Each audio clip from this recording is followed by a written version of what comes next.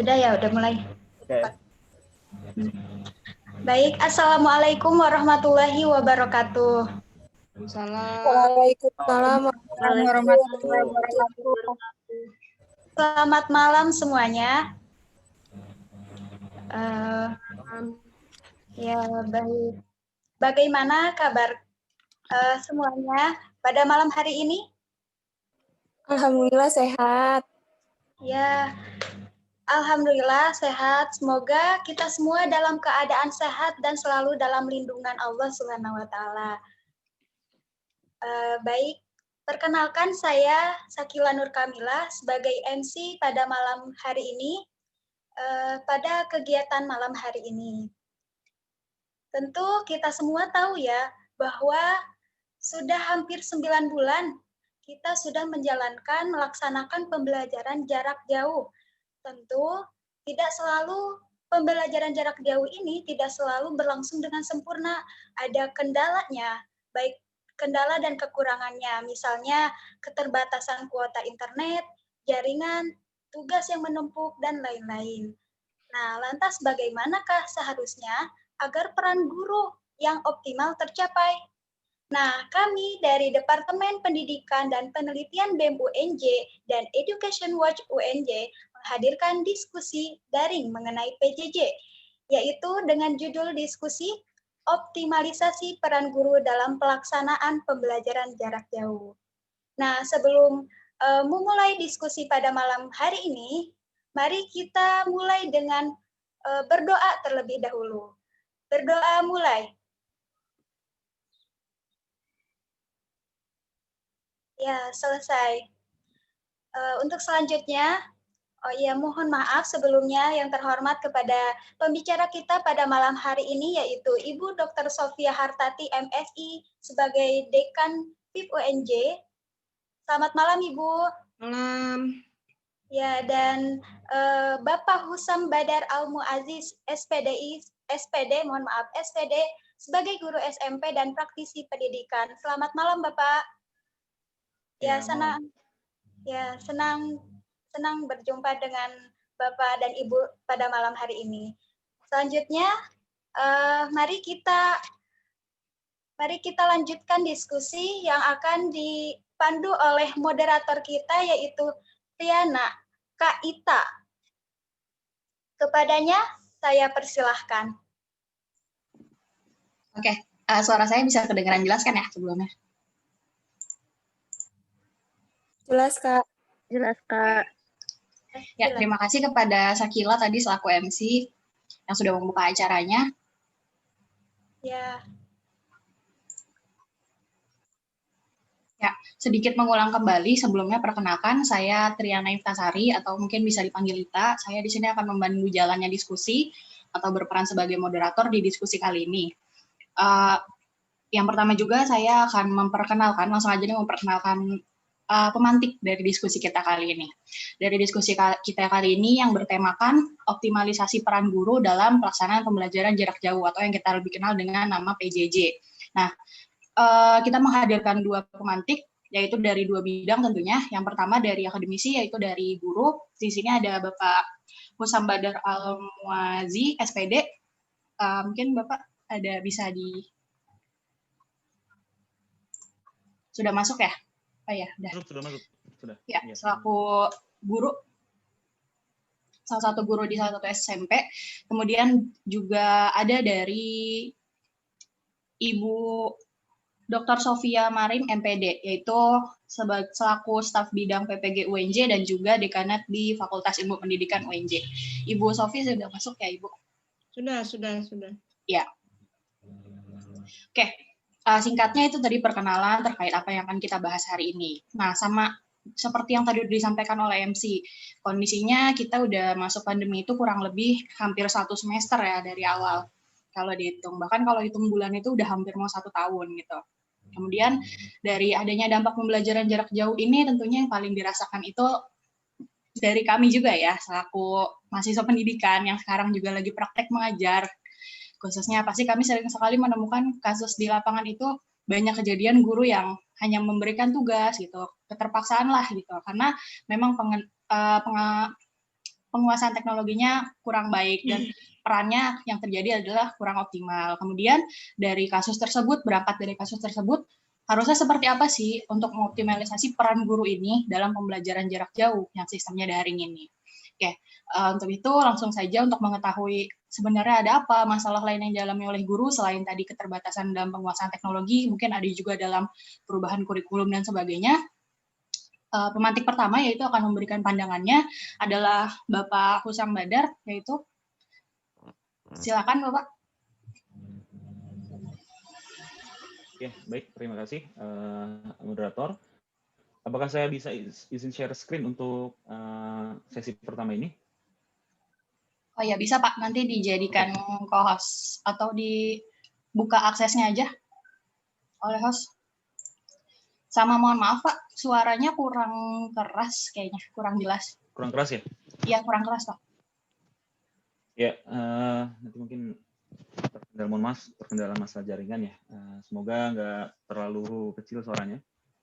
Ya, saya mulai. Bismillahirrahmanirrahim. Assalamualaikum warahmatullahi wabarakatuh. Salam sejahtera untuk kita semua. Selamat malam rekan-rekan mahasiswa dan rekan-rekan guru sekalian yang tadi sudah mengikuti dari awal, dan juga yang saya hormati Dr. Sofi hari ini sudah juga hadir dalam diskusi kita sebagai narasumber. Saya merasa senang karena ternyata bisa bersama dengan salah satu dosen saya sebenarnya, karena memang saya juga sedang mengampu pendidikan di pasca sarjana di manajemen pendidikan UNJ. Jadi ibaratnya sekarang mungkin antara dosen dan mahasiswa sepertinya. Tapi saya sangat senang sekali bisa sharing di sini. Saya sebelum mulai mungkin sedikit disclaimer, saya ini guru SMP ya.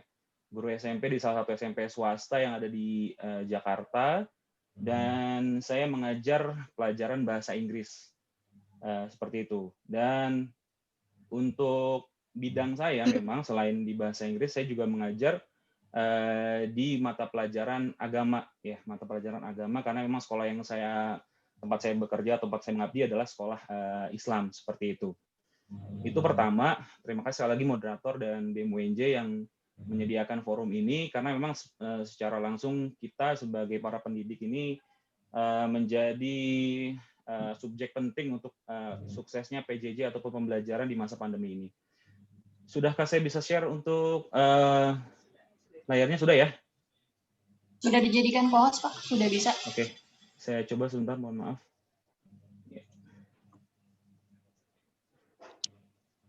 Oke.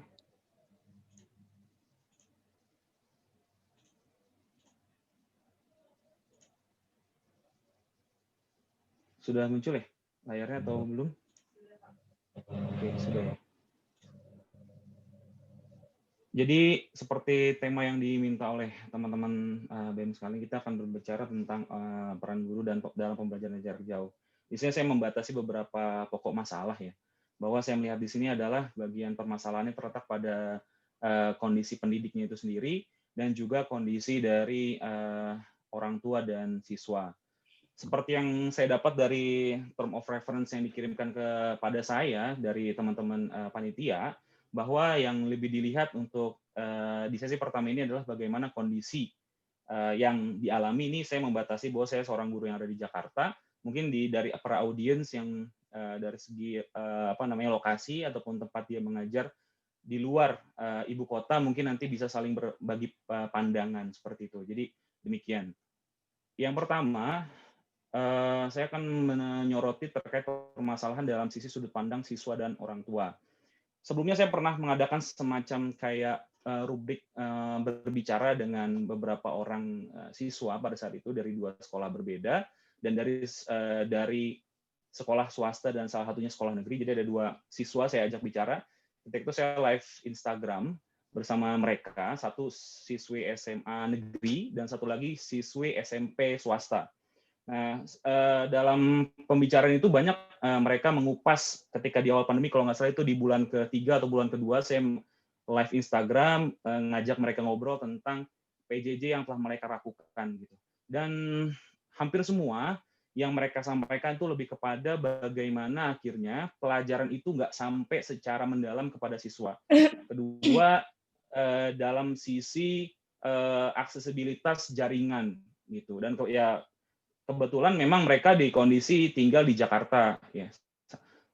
Dan memang ternyata di Jakarta pula aksesibilitas jaringan ternyata tidak mendukung secara penuh seperti itu. Nah, di sini permasalahan yang saya tulis dalam slide yang singkat ini ada 6 poin saya coba tulis di sini dalam beberapa aspek. Pertama itu yang akan saya soroti ya nanti mohon maaf untuk moderator jika waktu saya 10 menit sebelum habis tolong diingatkan ya agar saya tidak terlalu panjang.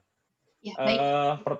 Pertama lack of feedback. Jadi yang pertama saya lihat itu adalah banyaknya permasalahan itu feedback dari guru kepada siswa itu sangat minim. Kenapa? Tadi seperti disampaikan oleh MC di awal ataupun moderator bahwa guru itu banyak memberikan tugas tapi tidak memberikan feedback setelahnya seperti itu.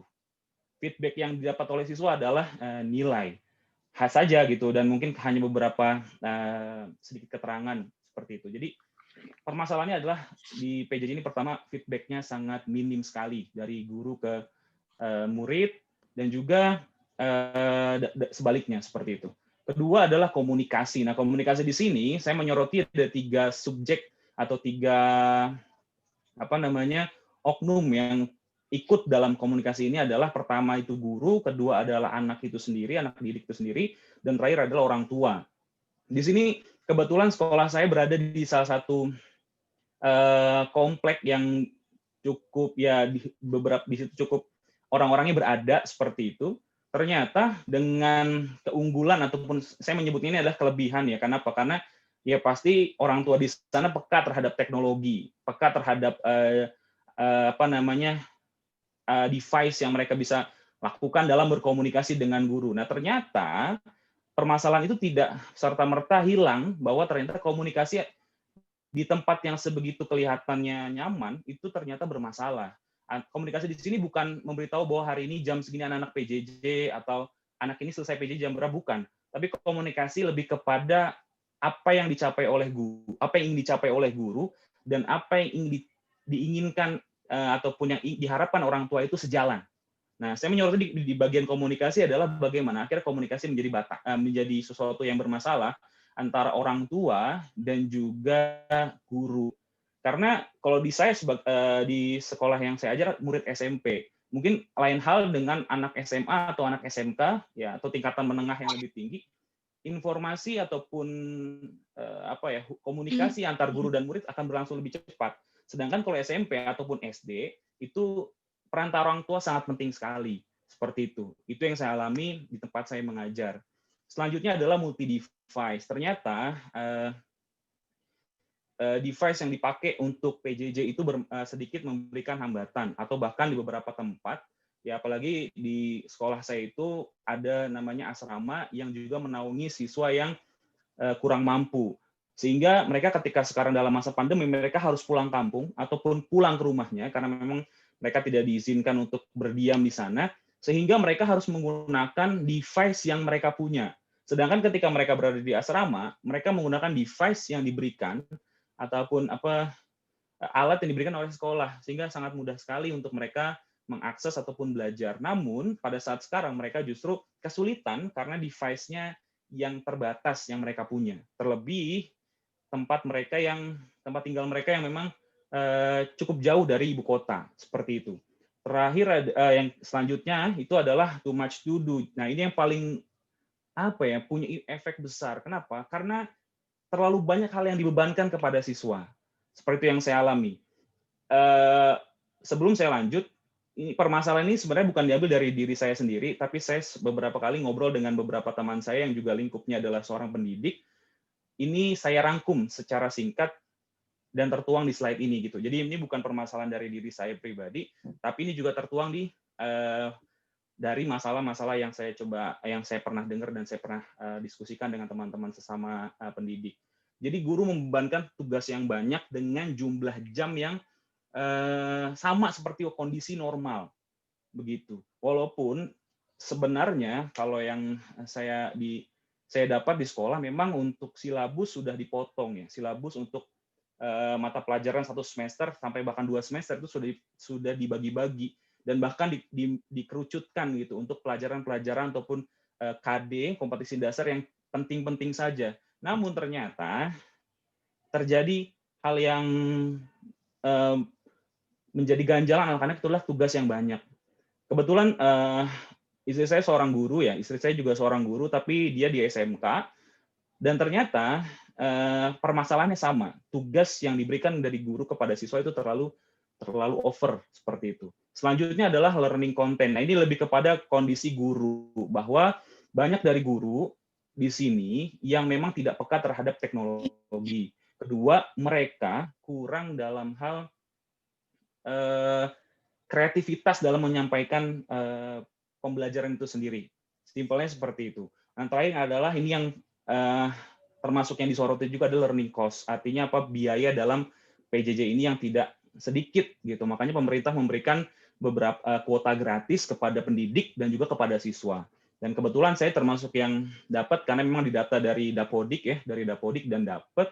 Dan itu ternyata beberapa tempat yang saya dengar itu tidak merata seperti itu. Ada sekolah-sekolah swasta, karena saya kebetulan ngajar di swasta, yang nggak dapat. Saya nggak tahu nanti mungkin dari para audiens, para rekan-rekan pendidik di sini yang dari sekolah negeri mungkin bisa saling berbagi ya. Seperti itu singkatnya terkait permasalahan PJJ dari sudut pandang siswa dan orang tua. Oke, sebelum saya next, tadi yang di bagian learning content itu juga orang tua ternyata banyak yang tidak paham, sehingga ketika dibebankan untuk pembelajaran mereka justru malah bingung. Dan tidak jarang, saya pernah sekali ketika itu saya lagi pergi ke warung, ada dialog antara ibu-ibu yang seorang orang tua SD, muridnya SD, dialog bahwa anaknya belajar di rumah itu membuat dia makin repot gitu. Jadi membuat dia makin suntuk sendiri karena ketidakmampuan dia menerima tugas dari guru. Karena itu kebetulan adalah orang tua murid SD seperti itu. Yang ternyata ada permasalahan perihal ketidakpahaman orang tua terkait konten dalam pembelajaran itu sendiri. Slide selanjutnya itu permasalahan PJJ dari sudut pandang guru. Ada beberapa bagian yang saya soroti di sini, dan bersyukurnya nih mungkin saya pikir ini yang perlu diangkat juga, bahwa sekolah tempat saya mengajar memang sudah menerapkan pembelajaran sistem semacam ini ya, karena memang menurut yang saya tahu ada surat edaran, saya lupa surat edaran nomor berapa dari Kementerian Pendidikan, bahwa kurikulum tidak berubah karena memang belum ada rumusannya, mungkin nanti bisa dikoreksi, namun menyarankan beberapa poin terkait sistem pembelajaran. Kalau saya tidak salah ada 6 poin, dan kemarin juga beberapa waktu yang lalu, kalau nggak salah bulan lalu, saya diminta atau diundang sama P2KPTK untuk mengikuti seminar ataupun pelatihan tentang blended learning. Mungkin para pendidik sini sudah pernah mendengar ya, blended learning artinya pembelajaran daring dan juga pembelajaran yang sifatnya di luar daring, itu artinya temu maya seperti ini, atau penugasan atau semacam kayak project seperti itu. Itu dari dari dinas itu memberikan pelatihan kepada kami dan beberapa guru yang berada di situ ya. Kalau nggak salah guru negeri pun juga ada. Nah, di sini kembali ke permasalahannya terkait sudut pandang guru. Pertama, kurangnya pengetahuan tentang edutech. Nah, saya bersyukurnya di sekolah saya itu memang sebelum datangnya corona, sekitar tahun 2018, kami sudah punya proyek karena arahan dari kepala sekolah yang juga minta bantuan dari semacam kayak penjamin mutu dari swasta untuk mengadakan perubahan sistem pembelajaran yang kami namakan itu namanya Smart Classroom. Saya termasuk yang bagian dari proyek itu, dan itu sudah berjalan dari akhir tahun 2018 atau saya lupa, atau awal 2019, di mana corona itu belum datang. Sehingga bersyukurnya saya sebagai seorang guru pada saat itu adalah saya sedikit banyak sudah siap menghadapi sistem pembelajaran yang daring seperti ini. Seperti itu. Nah, mungkin di sini nanti kita sama-sama berbagi yang seperti saya alami, walaupun memang tidak 100%, saya banyak mengalami kesulitan, karena memang lagi-lagi orang tua itu tidak sejalan atau tidak sama-sama berjalan beriringan dengan apa yang kita ajak gitu dalam program pembelajaran tersebut. Pertama ya tadi masalah dari sudut pandang guru adalah pengetahuan tentang edutech itu sendiri. ya, atau kita biasa kenal pengetahuan guru abad 21. Dan selanjutnya learning content. Learning content itu maksudnya adalah konten pembelajaran yang itu-itu aja, memanfaatkan beberapa aplikasi, dan sistemnya adalah penugasan. Padahal sebenarnya yang saya dapat dari informasi dari surat edaran tersebut, bahwa sistem pembelajaran itu banyak gitu ya, mungkin nanti bisa digali, ada 6 cara, dan nggak semua itu hanya bentuknya semacam penugasan, tapi juga ada bentuknya sharing dan seterusnya. Nah, terus adalah ketiga, masalah dari guru adalah lack of time, artinya guru nggak punya waktu banyak buat bikin konsep, lebih akhirnya waktunya itu terbagi antara administrasi dan juga bagaimana guru bisa berpikir kreatif untuk membuat media pembelajaran. Jadi kita kurang waktunya nih, karena kita terbentur dengan administrasi, apalagi ya bersyukurnya tahun ini akreditasi itu diundur ya, yang saya tahu di Jakarta, dan tidak jadi di bulan Oktober ya, tidak jadi bulan Oktober, yaitu membuat kami menjadi lebih tenang. Tapi tetap kurangnya waktu untuk tadi ya membuat konten, berpikir kreatif untuk pembelajaran itu karena terbentur administrasi, yang saya pahami demikian. Terus komunikasi dan feedback. Komunikasi ini lebih kepada bagaimana guru bisa berkomunikasi dengan peserta didik dan juga feedback. Nah, di sini saya menyoroti adalah bagaimana akhirnya karena saya tempat saya mengajar sekolah agama, bisa menanamkan nilai akhlak yang sesuai dengan Sisdiknas, sesuai dengan Undang-Undang Sisdiknas, yang bisa kita tanamkan sebagai tujuan pendidikan kepada para peserta didik. Itu yang saya masih putar otak, bagaimana cara kita sebagai pendidik itu menanamkan akhlak mulia, kedisiplinan, karakter sesuai dengan yang tercantum atau tujuan dari yang termuat dalam Undang-Undang Sisdiknas. Itu saya masih berpikir tuh, karena apa yang bisa kita tunjukkan dalam permasalahan menunjukkan akhlak yang baik, terus karakter, dan seterusnya kalau kita hanya bertemu dengan tatap maya seperti ini. Nah, itu mungkin salah satu permasalahan dalam PJJ ya. Lagi-lagi terus terakhir adalah learning cost. Lagi-lagi masalah biaya dalam pembelajaran. Karena di sekolah saya pun nggak semua guru punya device yang cukup. Walaupun sekolah tempat saya mengajar memang dibantu oleh yayasan untuk dibekali device. Karena kan tadi di awal saya mengatakan bahwa saya mulai di sekolah tempat saya mengajar awal 2019 kami bekerja sama dengan penjamin mutu swasta. Itu juga kita bekerja sama dengan platform tertentu. Yang kami gunakan itu adalah Apple, dan satunya lagi adalah Google. Jadi 2 platform ini kita gunakan. Terus dan ternyata setelah digali ya, kalau dilihat dari cost-nya, penggunaan platform tersebut ternyata nggak seperti yang kita bayangkan. Ternyata nggak mahal kok gitu. Gunakan bagaimana Google bisa diaplikasikan di pembelajaran, ternyata enggak. Nah, itu sudah kami lihat pada saat itu menjadi peluang nih kalau terjadi, atau sebagai tambahan ataupun pengetahuan atau kemampuan guru ke depannya gitu, sebagai guru abad 21. Jadi mulai dari awal tahun 2019 kami di sekolah tempat saya mengajar sudah dibekali demikian. Sehingga alhamdulillah pada saat pandemi hadir yang tidak terduga-duga itu di awal 2020 ataupun di akhir 2019, kami sudah terbantu dengan hal itu. Walaupun sekali lagi kita terbentur dengan orang tua yang masih berpikiran berpikiran tanda kutip ya, kurang update. Bahkan sampai kami dibenturkan, kenapa sih anak-anak nggak diarahkan untuk pembelajaran yang bersifat alam seperti itu, terus project gitu. Padahal itu bisa dilakukan juga tanpa mengesampingkan teknologi seperti itu. Karena saya lihat juga platform tersebut menyediakan konsep demikian. Jadi kami di sini ditawarkan bukan dari penjamin mutu tersebut bukan produk ya, seperti beberapa platform akhirnya maksudnya diberikan produk ini, bukan, kami diberikan pelatihan. Jadi semacam kayak pelatihan kepada guru-guru untuk bisa membuat konten yang bagus, konten yang kreatif, untuk bisa memanfaatkan teknologi dalam pembelajaran. Itu kami diajarkan demikian, bukan kami diberikan semacam kayak aplikasi atau apa, enggak. Kami dilatih untuk siap memanfaatkan teknologi yang ada yang kami punya secara free, seperti itu. Itu dari permasalahan yang dilihat dari sudut pandang guru yang saya dan teman-teman pendidik alami. Nah, ini sedikit mungkin share ya, mungkin terakhir ini tentang konsep dari yang pernah dilakukan oleh sekolah tempat saya mengajar. Kami menerapkan ada namanya IPO ya, input, proses, dan output, serta evaluasi.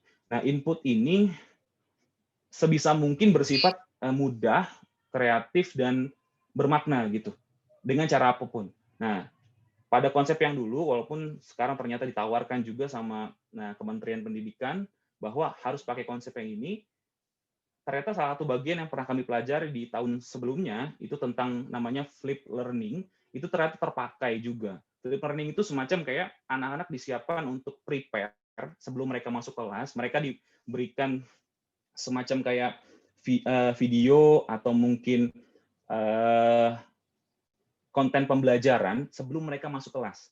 Sehingga ketika mereka masuk kelas, mereka tidak lagi berurusan dengan yang namanya materi, tapi mereka lebih kepada studi kasus, lebih kepada pertanyaan-pertanyaan yang mereka tidak mengerti ketika mereka di hari sebelumnya dikirimkan materi. Namanya jadi terbalik. Jadi mereka lebih banyak diskusi di kelas ketimbang baru belajar atau baru menerima pembelajaran di kelas, tapi mereka sudah siap untuk bertanya, terus sudah siap untuk berdiskusi di kelas karena materi pembelajarannya sudah disiapkan sebelumnya dan mereka sudah menonton, sudah melihat, sudah mungkin berpikir kritis apa yang perlu ditanyakan nanti di kelas. Nah, itu kami pakai yang namanya flip learning.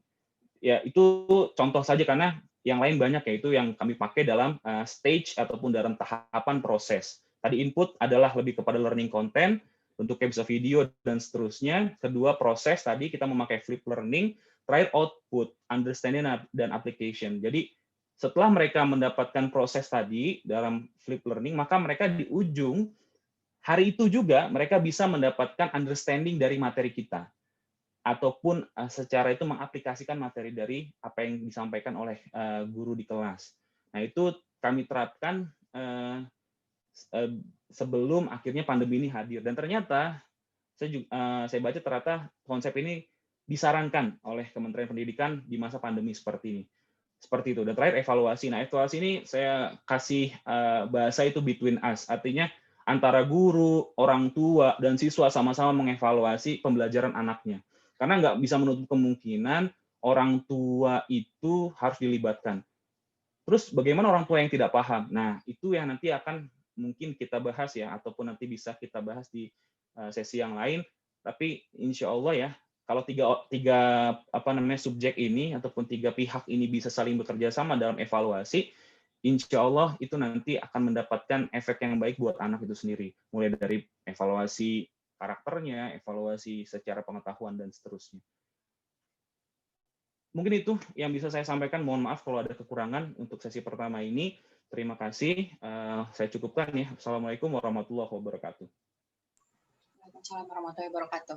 Ya, terima kasih Pak Usam atas tadi penyampaian materinya. Mungkin lebih tepatnya opini ya, pendapatnya dari Bapak, karena kalau kita kan bentuknya diskusi, jadi memantik jalannya diskusi nanti. Dan saya yakin di sini rekan-rekan dari guru maupun dari rekan mahasiswa itu juga pasti merasakan sebenarnya ada lagi loh permasalahan lain gitu yang mungkin belum dibahas oleh Pak Usam tadi. Tapi mungkin itu akan kita simpan untuk nanti ke sesi diskusi. Nah, selanjutnya menindaklanjuti dari tadi permasalahan yang sudah dijabarkan disampaikan oleh Bapak Usam, kita langsung masuk ke pemateri kita yang kedua, yaitu Ibu Sofi. Dan izin dulu sebelumnya, mohon maaf Ibu tadi ada salah penyebutan nama, jadi saya ulang kembali, yaitu pemateri kedua kita adalah Ibu Dr. Sofia Hartati MPD, selaku Dekan dari Fakultas Ilmu Pendidikan Universitas Negeri Jakarta. Ya, kepada Ibu Sofi, jika sudah siap Ibu untuk langsung dimulai, jika sudah, atau ada yang mau dipresentasikan Bu? Baik, sebetulnya sih saya menyiapkan sedikit PowerPoint PPT untuk sekedar guideline kita berdiskusi. Tadi sudah baik sekali disampaikan oleh guru dari mana itu tadi mahasiswa saya ya, Pak Husam ya, di mahasiswa Pasca ya di MP. Nah, saya sedikit mencoba untuk membuat PPT. Boleh izin share screen? Sudah ya? Bentar ya, Dek. Ya, Bu, sedang disampaikan ke hostnya. Ya. Sudah, Ibu? Ya. Itu saya coba ya.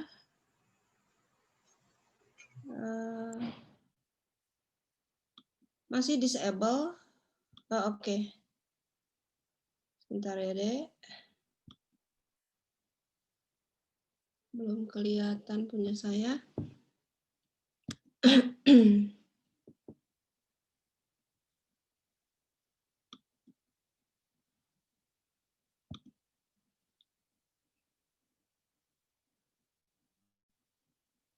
Sebentar. Ini maklum beda generasi nih dengan Pak Husam ya. Kalau Pak Husam cepat, bagus. Kalau saya kan generasi 60-an. Mana ini?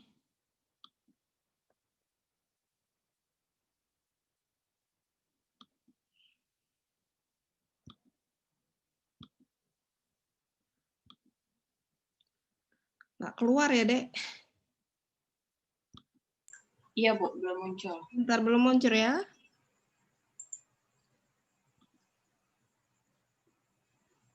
Wait ya.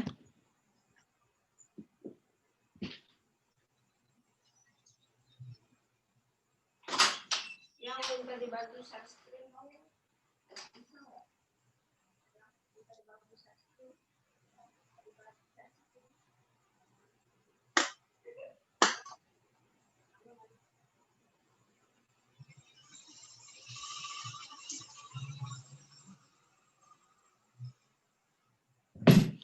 Sebentar ya, Dek. Mohon maaf ya.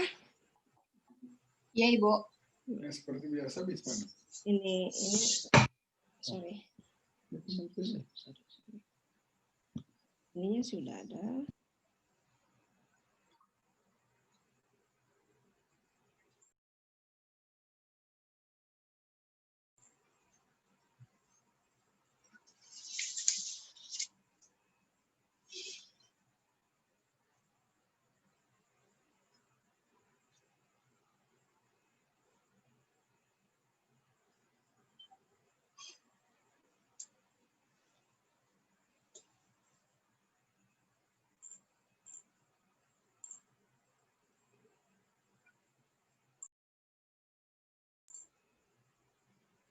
Ya, mungkin sambil menunggu Ibu Sofi karena terkendala untuk share screen-nya,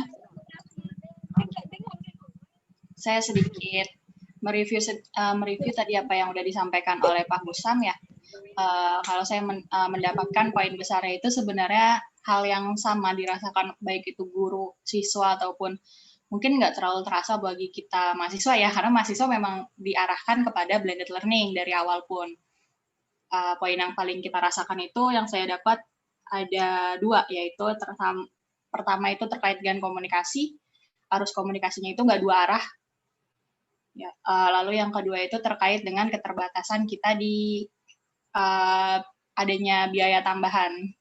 Itu yang menjadi poin yang nampaknya sangat umum dan sangat general. Bahkan untuk di Jakarta sekalipun yang memang ibu kota negara, pusat pemerintahan dan pusat perekonomian, hal itu pernah terjadi. Mohon maaf ini, kenapa memang share screen-nya tidak diberi ke saya? Sudah dijadikan co-host, Ibu, tadi. Saya lihat di sininya multinya tidak keluar ya. Sebentar ya. Mungkin bisa dikirim ke panitia, Bu. One participant can share at a time. Ini yang dicontrengnya, multiple-nya tidak. Coba dicontrengin multiple-nya. Baik, Bu. Diinformasikan ke host-nya. Kalau enggak kirim aja ke dia. Kalau enggak saya kirim ya? Iya bisa Bu, kalau mau dikirim nanti kami bantu untuk share screen-nya. Oke, nanti saya coba. Atau coba deh multiple dulu dicek. Diberi saya multiple. Baik Bu, sebentar, ditunggu sebentar. Memang dia belum ngasih. Ingat ngambilnya di resen.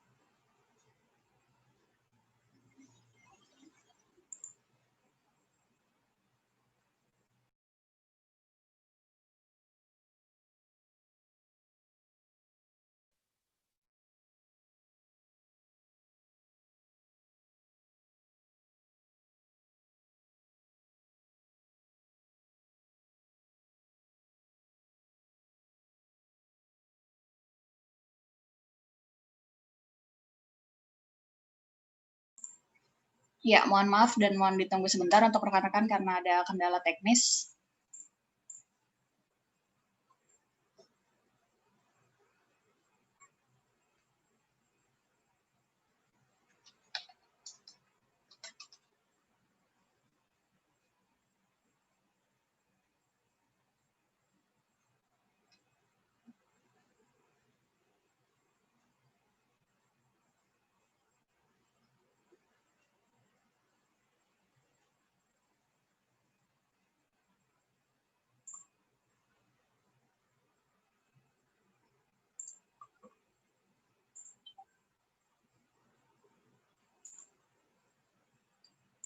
Bu Sofi, pengaturannya udah saya ubah, Bu. Mungkin bisa dicek lagi sekarang, Bu. Silakan Anda jalan, silakan. Saya lagi nyari file saya hilang ini. Sebentar ya. Oh iya, Ibu. Baik.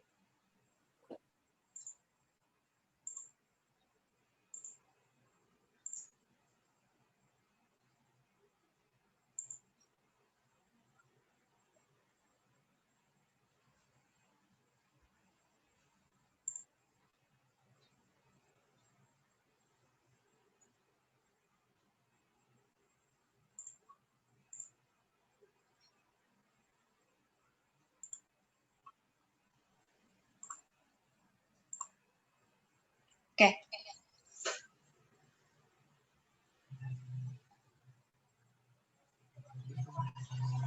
Ya, sambil menunggu dari Bu Sofi. Meeting. Oh. Karena tadi juga udah sedikit saya review lagi, mungkin dari rekan-rekan ada yang mau menyampaikan pendapatnya, mengutarakan pendapatnya terkait permasalahan yang memang dirasakan selama pelaksanaan PJJ ini. Boleh satu orang mungkin sambil menunggu waktu luang.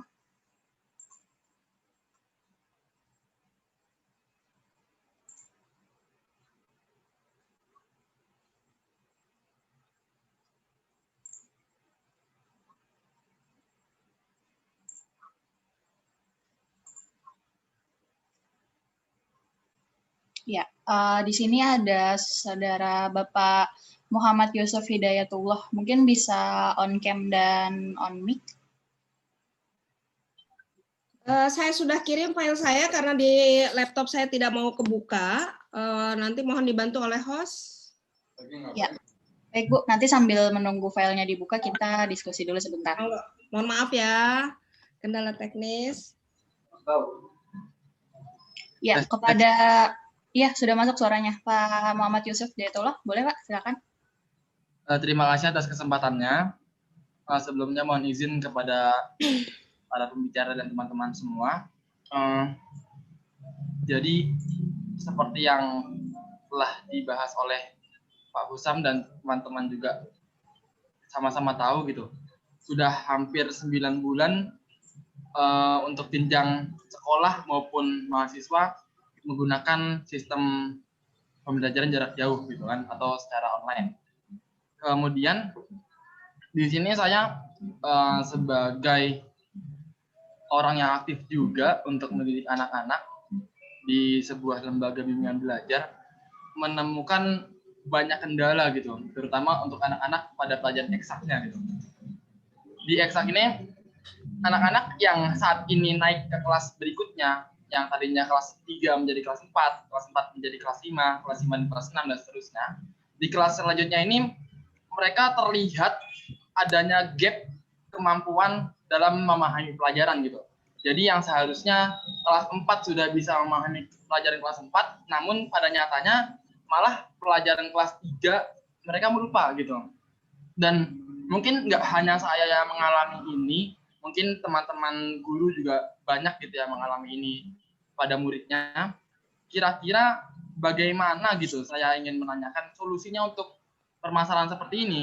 Apalagi jika akhirnya nanti anak-anak kita harus naik kelas ke kelas selanjutnya. Artinya akan ada kemungkinan tidak sedikit anak-anak ini akan ada gap kemampuan belajarnya lagi gitu. Bisa jadi nanti anak-anak kelas 6 baru mampu untuk memahami materi kelas 4, atau anak-anak SMP masih dalam kemampuan memahami materi-materi SD.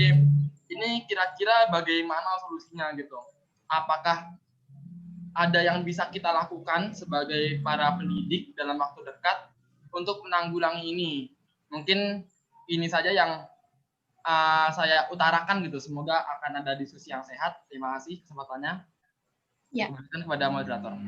Ya, terima kasih Pak Yusuf ya. Ya itu tadi pertanyaannya kita tampung dulu, dan tadi juga udah sempat mengungkapkan kalau ada satu permasalahan lain nih yang dialami oleh pendidik kita, yaitu tentang gap kemampuan belajar. Nah, karena tadi kabarnya udah siap Bu share screen-nya, jadi langsung dimulai aja ya Bu. Untuk pertanyaan dari Pak Yusuf kita tampung, dan mungkin kalau mau Ibu sambil mempresentasikan ada yang bisa menyerempet sedikit, bisa langsung aja dijawab Bu. Ya, saya berikan kepada Bu Sofi, silakan Ibu. Baik. Terima kasih teman-teman, para guru, para mahasiswa, Bapak Ibu sekalian yang sangat saya banggakan. Terima kasih tentunya atas waktu dan kesempatannya. Saya ulangi mungkin bahwa pada kesempatan ini saya sangat berbahagia diajak untuk berdiskusi bagaimana mengoptimalisasi peran guru dalam rangka pembelajaran PJJ.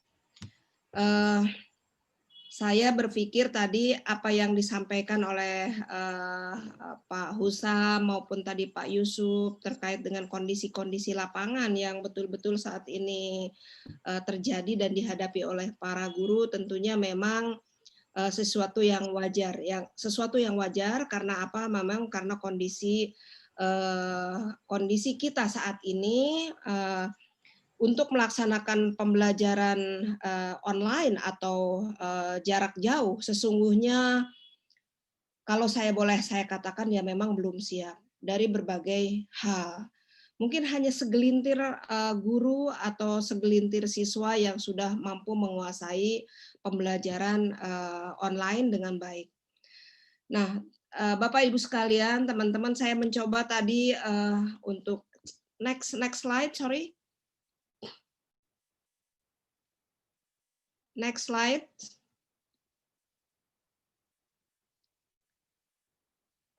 Halo, bisa langsung? Nah, ya saya mencoba merenung tadi sesungguhnya kenapa ini terjadi? Ya karena memang kita mengalami satu situasi yang sangat di luar kendali kita semua, adanya pandemik yang melanda seluruh dunia dan termasuk juga di negara kita. Yang membuat semua sisi kehidupan, semua segi kehidupan berubah, termasuk pendidikan. Nah, mungkin tak termimpikan oleh kita sebelumnya bahwa ketika kita dulu mungkin melihat UT itu sesuatu yang apa ya, yang berbeda dari mainstream.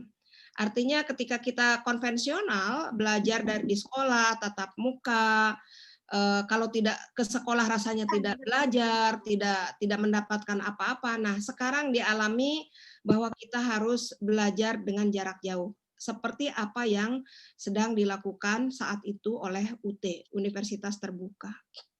Universitas Terbuka dulu jarak jauh. Sekarang iya, kita jarak jauh. Iya, Universitas Terbuka itu adalah universitas yang mendapat mandatori untuk melaksanakan pendidikan jarak jauh.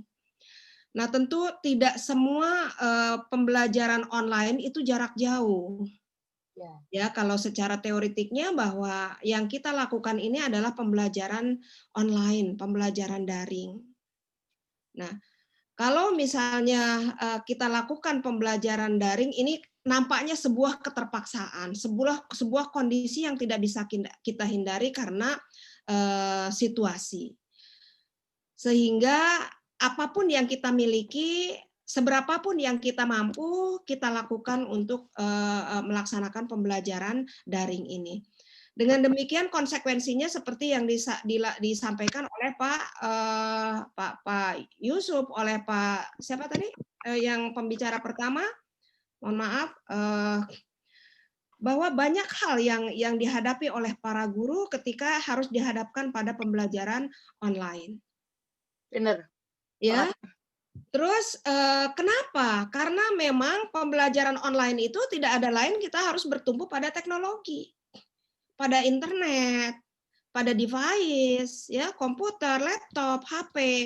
Itu menjadi andalan kita semua untuk kita bisa kuliah online dengan baik begitu. Itu baru dari sisi peralatan, dari sisi hardware begitu ya. Belum lagi kita dari sisi soft skill-nya ya.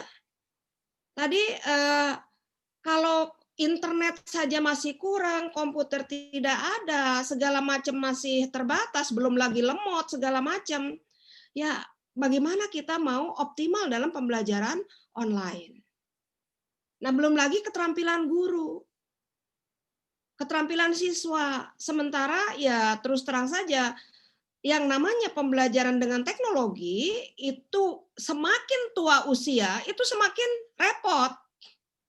Ya, berbeda dengan misalnya anak-anak yang di generasi milenial. Mungkin lebih cepat. Ya, kita bisa melihat mungkin kalian bisa lebih cepat dari saya belajar teknologi begitu. Tetapi sebagian besar guru ya juga ada yang sudah berusia sepuh. Sudah di atas usia 50 tahun, 40 tahun, 40 tahun, 45 tahun ke atas belajar teknologi menurut saya mungkin itu sudah juga terbatas. Ya karena kecepatan teknologi itu begitu luar biasa. Next slide. Nah, saya berpikir kondisi-kondisi ini yang menyebabkan kenapa pembelajaran online itu jadi morat-marit begitu. Seperti kondisi saat ini. Ya. Nah, apa sih yang dimaksud dengan pembelajaran online jarak jauh? Anggap saja online itu jarak jauh, walaupun online itu tidak selalu jarak jauh. Begitu ya. Sesungguhnya kalau menurut peraturan perundang-undangan yang ada, ini PJJ ini merupakan proses belajar mengajar yang dilakukan secara jarak jauh melalui penggunaan berbagai media komunikasi, termasuk salah satunya adalah IT. UT saat itu dari dulu UT itu dari tahun berapa ya UT berdiri tahun 80-an kalau tidak salah. Nah, itu sudah menggunakan jarak jauh. Ya dia tidak menggunakan IT tetapi menggunakan pengiriman modul seperti itu ya kepada peserta didik. Nah, menurut ahli, ya ini saya kutip ini dari beberapa tulisan, pendidikan jarak jauh itu merupakan satu metode pembelajaran yang menggunakan korespondensi sebagai alat untuk berkomunikasi antara pembelajar dengan pengajar. Ya, ini ada korespondensinya apa? Ya macam-macam. Begitu ya. Lalu kalau menurut Dokmen, pembelajaran yang menekankan pada cara belajar mandiri, self study. Nah, ini yang dimaksud dengan pembelajaran jarak jauh. Tidak lagi tergantung kepada guru sebagai fasilitator atau sebagai tutor. Ya. Jadi lebih menekankan bagaimana mencapai achievement yang ditekankan kepada diri sendiri. Ini yang dimaksud esensinya pembelajaran jarak jauh. Nah, di kita kalau misalnya pembelajaran jarak jauh tapi masih bergantung kepada guru, ya artinya bukan jarak jauh. Begitu. Kalau misal balik lagi ke guru, begitu. Semua ilmu informasi bersumber dari guru. Nah, ini pembelajaran jarak jauhnya salah begitu. Nah, karena yang didorong adalah kemandirian. Ya, next slide. Nah, saya coba lihat, apa sih sebetulnya online learning itu? Para ahli mengatakan adalah salah satu mungkin ini ya, bentuk pembelajaran jarak jauh. Atau pendidikan jarak jauh yang telah lama ada di sistem pendidikan Amerika. Ya, ini yang memulainya si Amerika ini dalam pembelajaran online karena memang teknologi mereka sudah sangat maju. Nah, pembelajaran online ini adalah disampaikan sepenuhnya melalui internet atau pembelajaran hibrid atau campuran yang disebut dengan tadi blended segala macam, yaitu sebuah campuran antara daring dan luring. Itu yang disebut dengan pembelajaran online. Next. Nah, ada persyaratan bagaimana pembelajaran online itu bisa berjalan dengan baik. Yang pertama harus ada ketersediaan fasilitas, terutama mungkin ya internet, device, dengan beragam device ya, infrastruktur yang mumpuni, keterjangkauan oleh semua pihak, oleh guru, oleh siswa. Apakah semua rumah sudah memiliki internet? Apakah semua daerah sudah terjangkau oleh internet? Bagaimana kondisi di kita, di pedesaan, di remote area? Jangan-jangan kan di remote area, di terpencil, di kota saja saya tadi lagi online tiba-tiba putus. Lagi webinar tiba-tiba putus. Artinya sangat banyak kendala-kendala untuk bisa terjadinya pembelajaran online secara baik. Yang ketiga, kualitas. Kualitas itu baik kualitas device, baik kualitas jaringan, ya. Di kita katanya kualitas jaringannya itu bukan yang terhebat di dunia, tidak seperti Jepang, Korea Selatan, ya, Amerika. Kita ini termasuk ya yang penting bisalah ada internet begitu. Jadi kualitinya bukan yang faster begitu ya. Lalu kesetaraan. Kesetaraan ini apakah semua orang ya mampu menyajikan internet atau memiliki device ya? Artinya di sini kesetaraan atau equality juga ya, semua orang bisa. Semua orang sudah tahu juga bagaimana melakukan sesuatu kegiatan yang berbasis online. Tahu etikanya, tahu segalanya begitu ya. Nah, di kita belum. Ya pantas saja pencapaiannya masih morat-marit begitu. Kepastian. Nah, kadang-kadang kita melakukan pembelajaran online tapi nggak jelas. Kapan mulai? Ya. Apakah ini bisa berakhirnya kapan? Berapa lamanya? Segala macam ini kita masih terus didesain, masih terus dielaborasi. Nah, hal-hal seperti ini yang barangkali perlu kita refleksi tentang kondisi ketersediaan pembelajaran online yang ada di negara kita.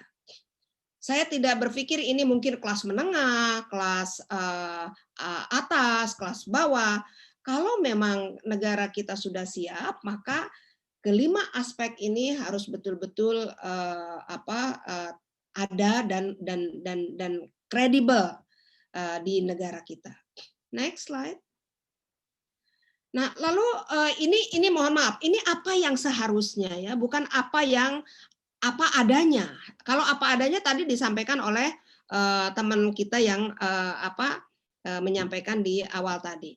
Nah, kalau yang seharusnya peran guru di dalam pembelajaran online itu adalah guru itu harus selalu mengubah cara mengajarnya. Dia harus menjadi guru yang memiliki kekhasan di dalam mengajarnya. Sehingga guru dapat mengarahkan fokus siswa pada konsep utama yang diajarkan atau siswa memperoleh gagasan utama apa yang disampaikan oleh guru. Nah, coba refleksi teman-teman.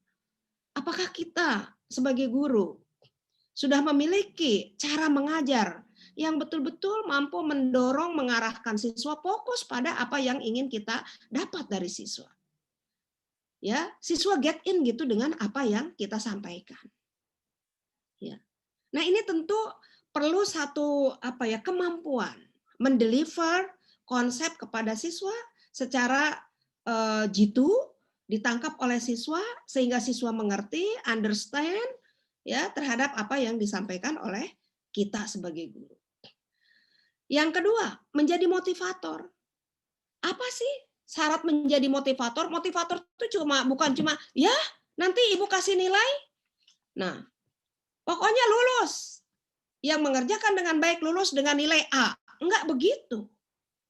Memotivasi itu jadi membuat siswa itu betul-betul termotivasi untuk learning how to learn. Ya, tadi tanpa guru pun dia akan curious. Oleh karena itu, teknik memotivasi kalau menurut teorinya, ya, menurut Keller, bahwa itu ada 4 yang bisa memotivasi siswa. Yang pertama, give attention, memberikan atensi. Saya nggak tahu bagaimana atensi yang kena di hati siswa. Ya, apakah mungkin dengan bahasa yang intonasi, dengan pandangan yang yang fokus kalau dalam tatap muka atau dalam tatap maya seperti apa? Meyakinkan siswa untuk bahwa dia bisa. Ya, bahwa kamu bisa untuk belajar. Ya, untuk mendapatkan pengetahuan yang bermanfaat bagi kehidupan kamu. Gitu. Yang kedua adalah materi yang disampaikan harus relevan, kontekstual, meaning ya, artinya punya makna bagi kehidupan siswa. Sehingga siswa akan terus, oh iya ya, kenapa saya harus belajar kimia? Kenapa saya harus belajar biologi? Kenapa saya harus belajar matematika? Karena itu bermanfaat untuk survive hidup saya. Untuk menggapai masa depan saya. Untuk saya bisa lebih baik. Nah gimana coba? Guru bisa meyakinkan siswa bahwa kamu belajar itu untuk kamu. Begitu ya. Yang ketiga adalah confidence. Ya, bahwa bagaimana siswa ketika dia get in pengetahuan yang kita sampaikan itu betul-betul tersosialisasi dengan baik, maka muncullah rasa percaya diri pada siswa. Dan tentu saja gurunya juga harus bisa meyakinkan dirinya sendiri bahwa saya bisa meyakinkan diri saya bahwa mahasiswa, guru, anak murid saya adalah bisa untuk belajar, termotivasi.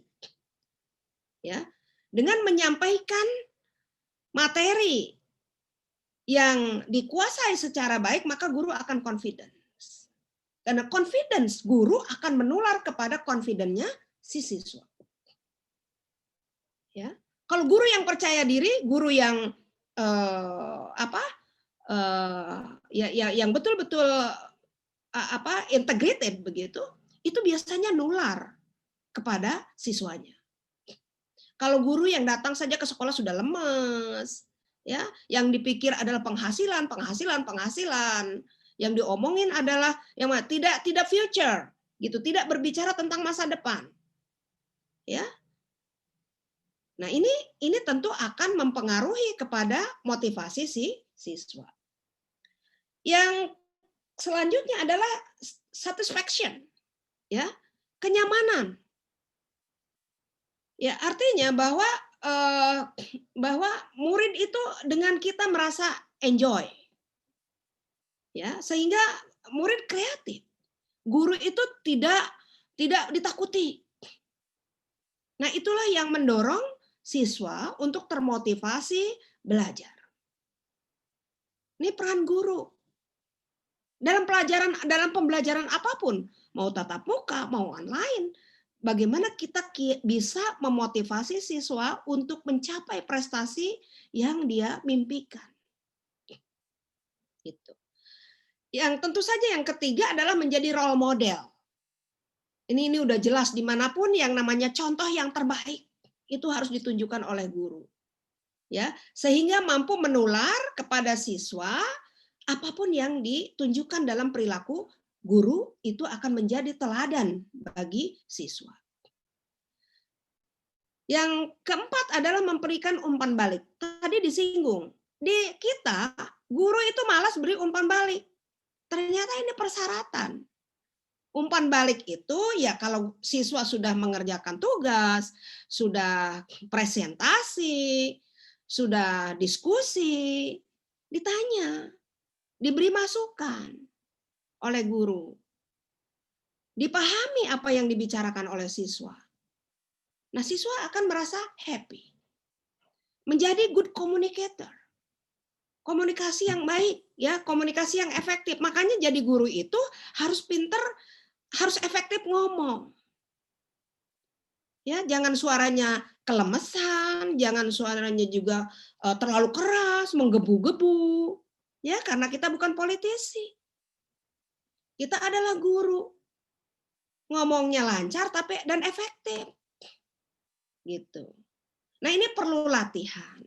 Sampai hari ini pun ya saya juga merasa saya bukan komunikator yang baik. Dan ini sekali lagi perlu kesadaran, perlu latihan dari kita semua sebagai guru.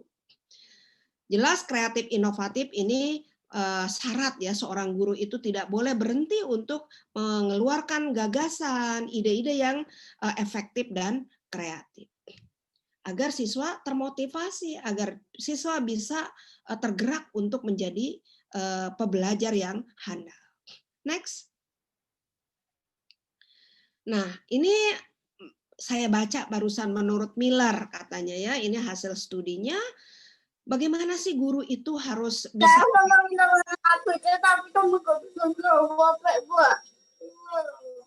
ya. Nah, mohon maaf ini mungkin ada yang ribut sama HP ya. Inilah salah satu kelemahan kita karena memang tidak semua satu HP satu orang. Ada juga yang satu HP untuk satu keluarga. Saya juga kadang-kadang merasa sedih, kadang-kadang saya menangis. Betapa beratnya pembelajaran yang dipaksakan karena kondisi-kondisi yang belum tersedia. Ya. Yang pertama adalah mulailah dengan mempelajari tugas. Artinya persiapan, guru itu harus punya persiapan. Jauh sebelum kita mau memberikan materi, maka pelajarilah dulu, guru pinter dulu. Understand dulu terhadap materi yang akan disampaikan. Lalu mungkin apakah materi itu disiapkan? Mohon maaf, tadi saya juga salah kan. Tadi ternyata saya ada kendala. Artinya saya kurang handal menyiapkan materi secara online.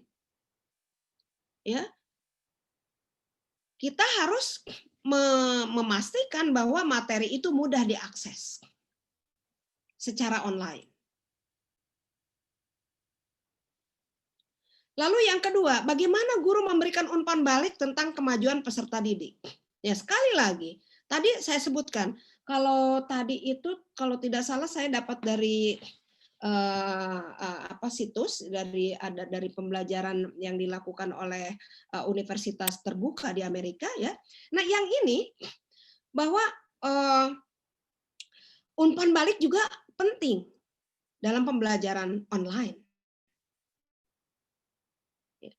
Bagaimana kita memberikan feedback ya kepada siswa? Feedback seperti apa? Ya tentu kita tanya, apa sih yang kalian pelajari? Apa yang kalian kendala apa yang kalian hadapi? Apa yang tidak dimengerti? Yang kamu maksudkan seperti ini agak sedikit kurang sempurna. Seharusnya seperti ini. Itu feedback. Ya. Itu kalau dalam ilmu sosial, kalau dalam ilmu eksakta. Dalam ilmu pasti seperti tadi. Harus seperti apa? Kita lakukan, memberikan soal lagi, dikoreksi lagi, dijelaskan lagi ke rumus, dijelaskan lagi dalam konteks kehidupan. Itu memberi feedback. Ya.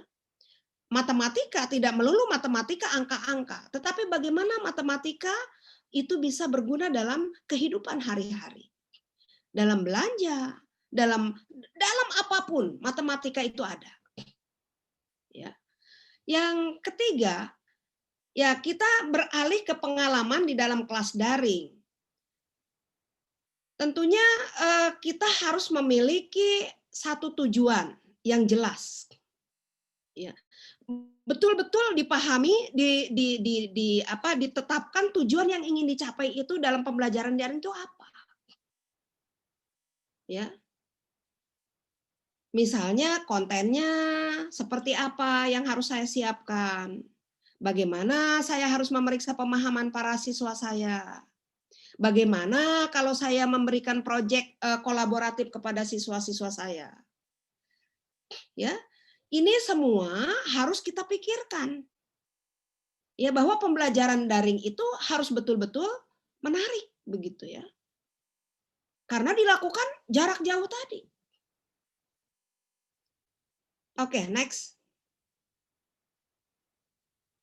Nah, yang keempat, putuskan apa yang akan dilakukan tentang penilaian, ya, khususnya saat ujian.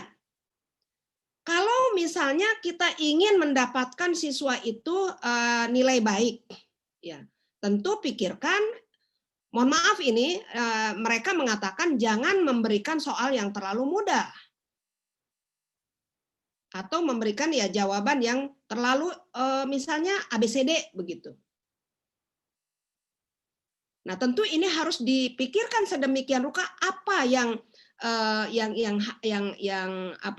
ingin saya dapatkan, ya, dari hasil pembelajaran online ini. Tadi jangan sampai ketika pembelajaran online tidak maksimal maka prestasi siswa turun drastis. Kemampuan yang harusnya SMP masih di SD. Nah, ini gagal total kita.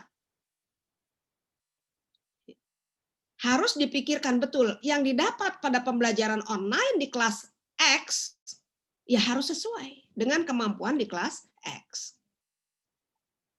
Pertimbangan materi yang akan diberikan. Sekalipun memang jangan terlalu loading ya, jangan terlalu berat begitu. Tetapi materi yang seharusnya dikuasai pada levelnya ya patut diberikan. Hanya bungkusan materi supaya indah dipelajari, supaya mahasiswa-siswa senang mempelajari materi itu, tentu dikemas dalam berbagai bentuk digital yang menarik. Ya, ini penguasaan IT tentu lagi-lagi menjadi keandalan bagi seorang guru. Harus dimiliki oleh seorang guru. Nah, kita bagaimana begitu ya?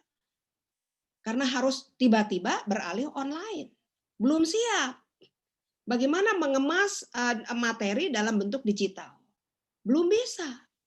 Gitu ya. Ya, semuanya harus terkomunikasikan dengan baik, menjelaskan sedetil mungkin apa yang dapat diharapkan dari peserta didik tentang pembelajaran daring. Untuk ke depan begitu ya. Setelah guru memeriksa semua, katanya coba komunikasikan dengan baik pada siswa. Baik yang sudah dipelajari maupun yang akan dipelajari ke depan. Artinya di sini komunikasi yang harus kita bangun bersama pembelajar, bersama para siswa. Artinya dalam berbagai bentuk komunikasi, apakah kalau misalkan dalam LMS begitu ya, ada forum diskusi, ada komunikasi dengan siswa. Terus kalau pakai Google Teams juga demikian. Pastikan kita menjangkau komunikasi yang terbaik dengan anak-anak. Mungkin juga dibantu dengan SMS, dengan WhatsApp seperti itu. Banyak perangkat yang kita butuhkan untuk terselenggaranya pembelajaran online secara baik. Next. Nah, apa yang harus kita miliki ke depan? Ya, memiliki pengetahuan yang kuat tentang mata pelajaran yang diajarkan. Kuasai intinya materi yang akan kita berikan kepada siswa. Bahkan mungkin harus dilengkapi dengan pengetahuan yang lain. Guru harus hebat, guru harus pintar. Nggak ada apa-apanya kalau materi yang dikuasainya itu tidak dikuasai. Yang diajarkannya itu tidak dikuasai. Guru matematika ditanya misalnya tentang rumus kalkulus nggak bisa, ya habislah kita jadi guru. Dibawa misalnya oleh anak murid kepada kehidupan nyata, nggak bisa menjelaskan dengan baik, ya nggak bisa apa-apa. Nah, oleh karena itu penguasaan konten menjadi utama. Gitu. Mendorong siswa menjadi pembelajar seumur hidup dan mengembangkan keterampilan yang akan membuat siswa sukses di dunia kerja. Bagaimana memberikan motivasi, memfasilitasi siswa agar dia punya wawasan ke depan bahwa belajar itu never ending. Tidak pernah berhenti. Sekolah boleh tutup. Belajar harus terus berlangsung dimanapun, kapanpun, dalam situasi apapun, kita harus tetap belajar.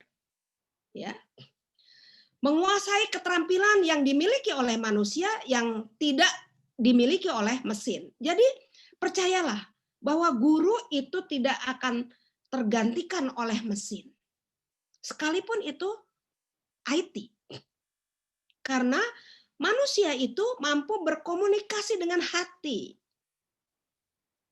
ya, mampu menguasai kegiatan apa ya, partner, kolaborasi, kerjasama, ya, pakai hati, sehingga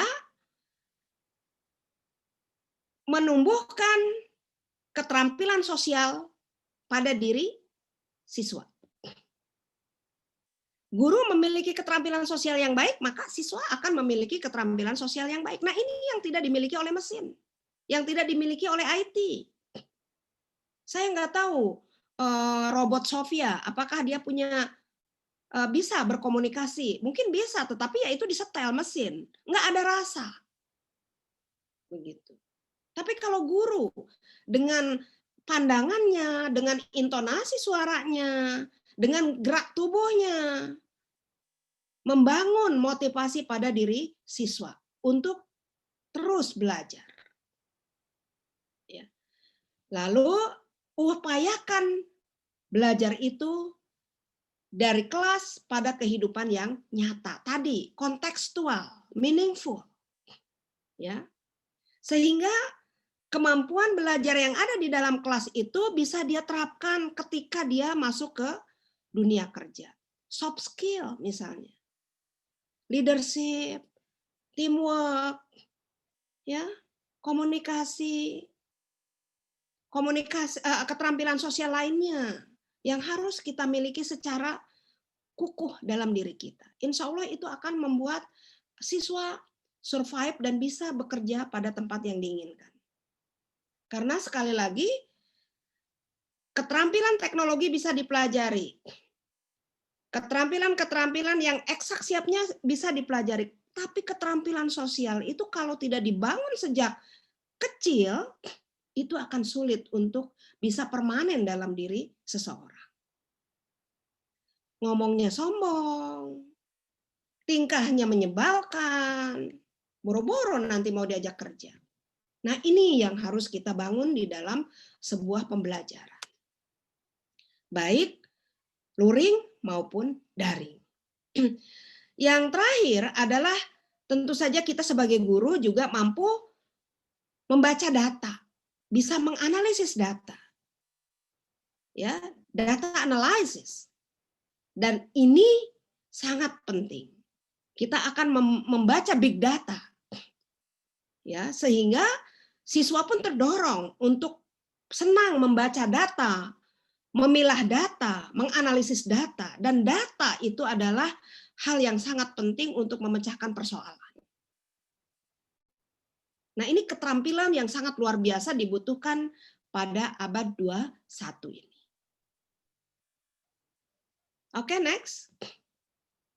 Saya kira ini kesimpulan sama seperti yang saya sampaikan tadi, pembelajaran online itu perlu dikuasai oleh guru, namun peran guru tidak bisa digantikan oleh teknologi mesin.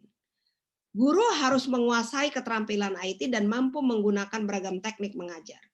Guru harus bisa memiliki kekhasan dalam mengajar, menguasai pengetahuan yang diajarkan dengan matang, mampu memfasilitasi siswa, menguasai keterampilan manusia, yaitu komunikasi dan kerjasama, atau keterampilan sosial yang baik. Guru juga harus bisa menganalisis data, tadi sudah saya sampaikan. Masih ada? Coba. Oke, terima kasih. Saya kira itu sedikit apa yang seharusnya kita miliki, kita asah. Terima kasih. Ya, terima kasih kepada Bu Sofi tadi atas penyampaiannya. Sangat membuka pemikiran kita ya, membuka pandangan kita kalau misalnya ya konteks guru itu, bahkan kita harus berpikir nih ke depannya guru itu harus seperti apa gitu. Tadi yang sudah disampaikan Bu Sofi. Terkait dengan yang tadi yang terakhir 5 hal guru, keterampilan guru di masa depan.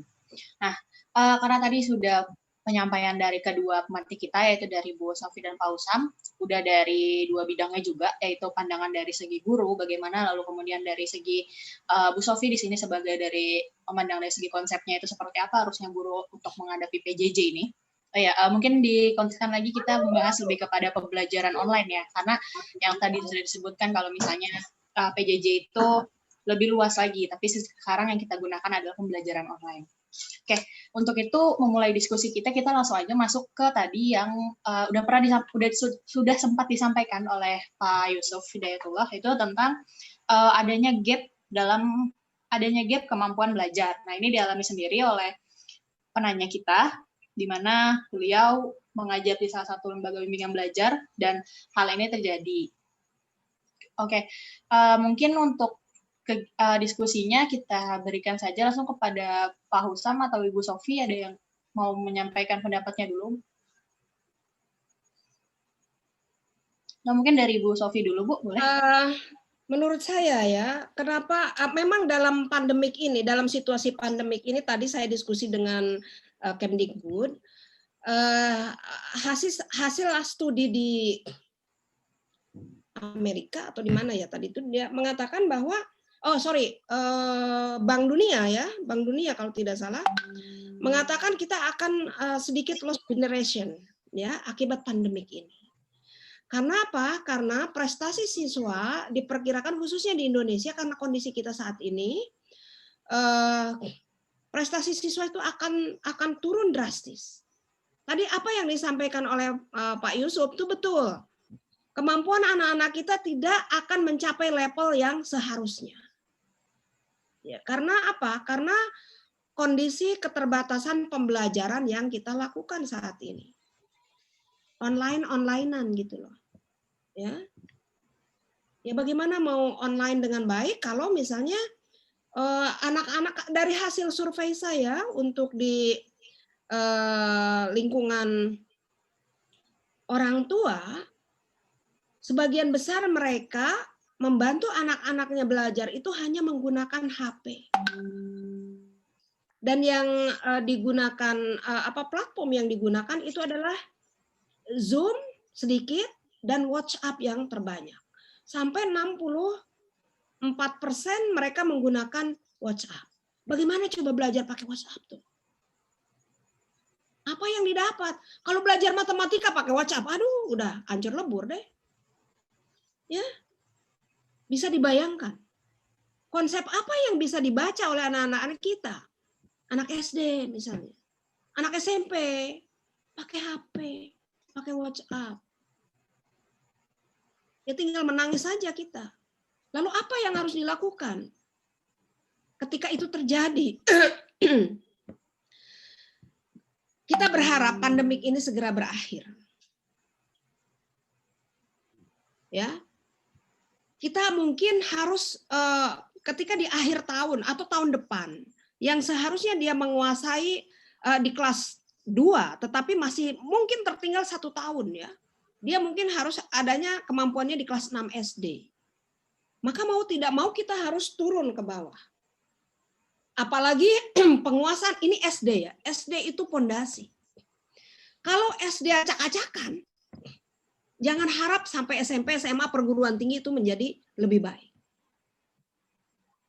Nah, teman-teman yang punya anak murid di SD, ya SMP juga mungkin masih ya dalam tahap perkembangan yang masih relatif labil, maka pandai-pandailah mendeliver konsep.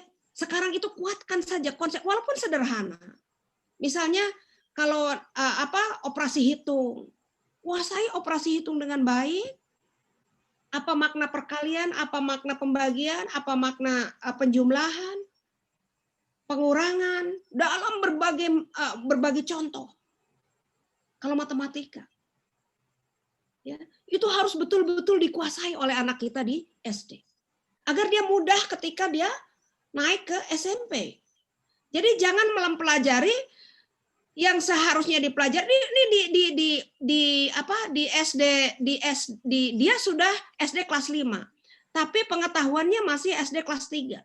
Maka Anda maksa di kelas 5 pengetahuan pakai PJJ. Udah nggak akan sukses.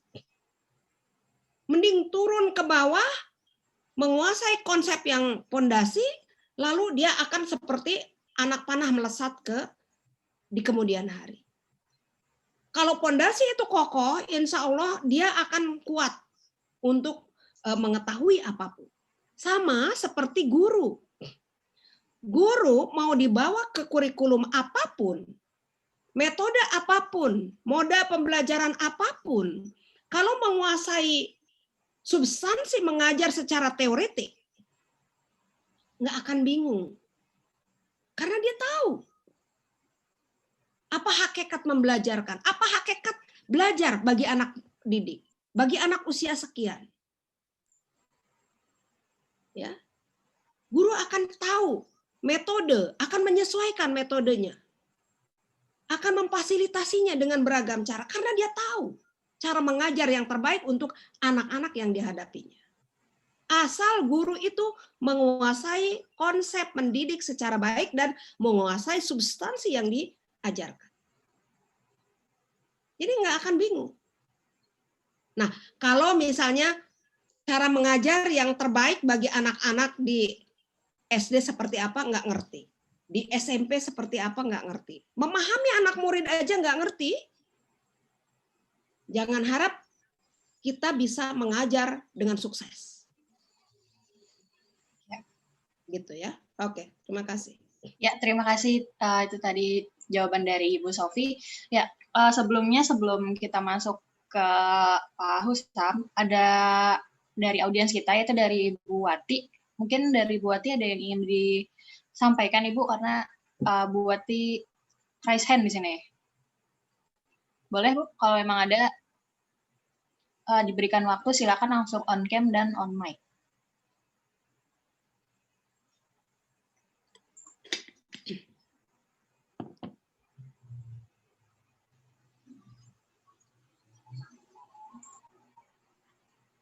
Oke, ada. Silakan Ibu Wati. Dan sebelumnya kepada rekan-rekan, untuk link presensi bisa dilihat di room chat. Iya, silakan sambil menunggu kita presensi dulu.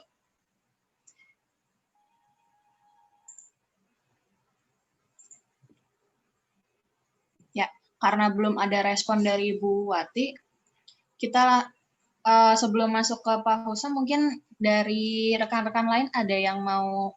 Oh ya, sudah ada 2 orang yang raise hand. Sebentar Pak, saya ada Ibu Risma Sitorus. Ya, Ibu udah. Silakan Ibu langsung on mic aja, nanti akan dibantu oleh Pak Husam untuk menjawab pertanyaannya. Jadi nanti Pak Husam bisa langsung memberikan jawabannya aja Pak. Ya, silakan. Di on mic dulu Ibu, maaf.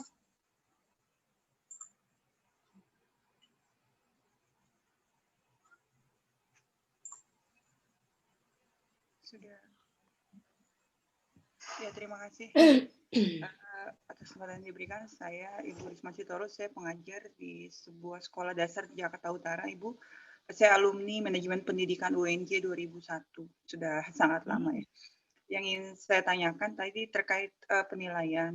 Jadi dari selama masa pandemi, selama melakukan PTS dan PAS,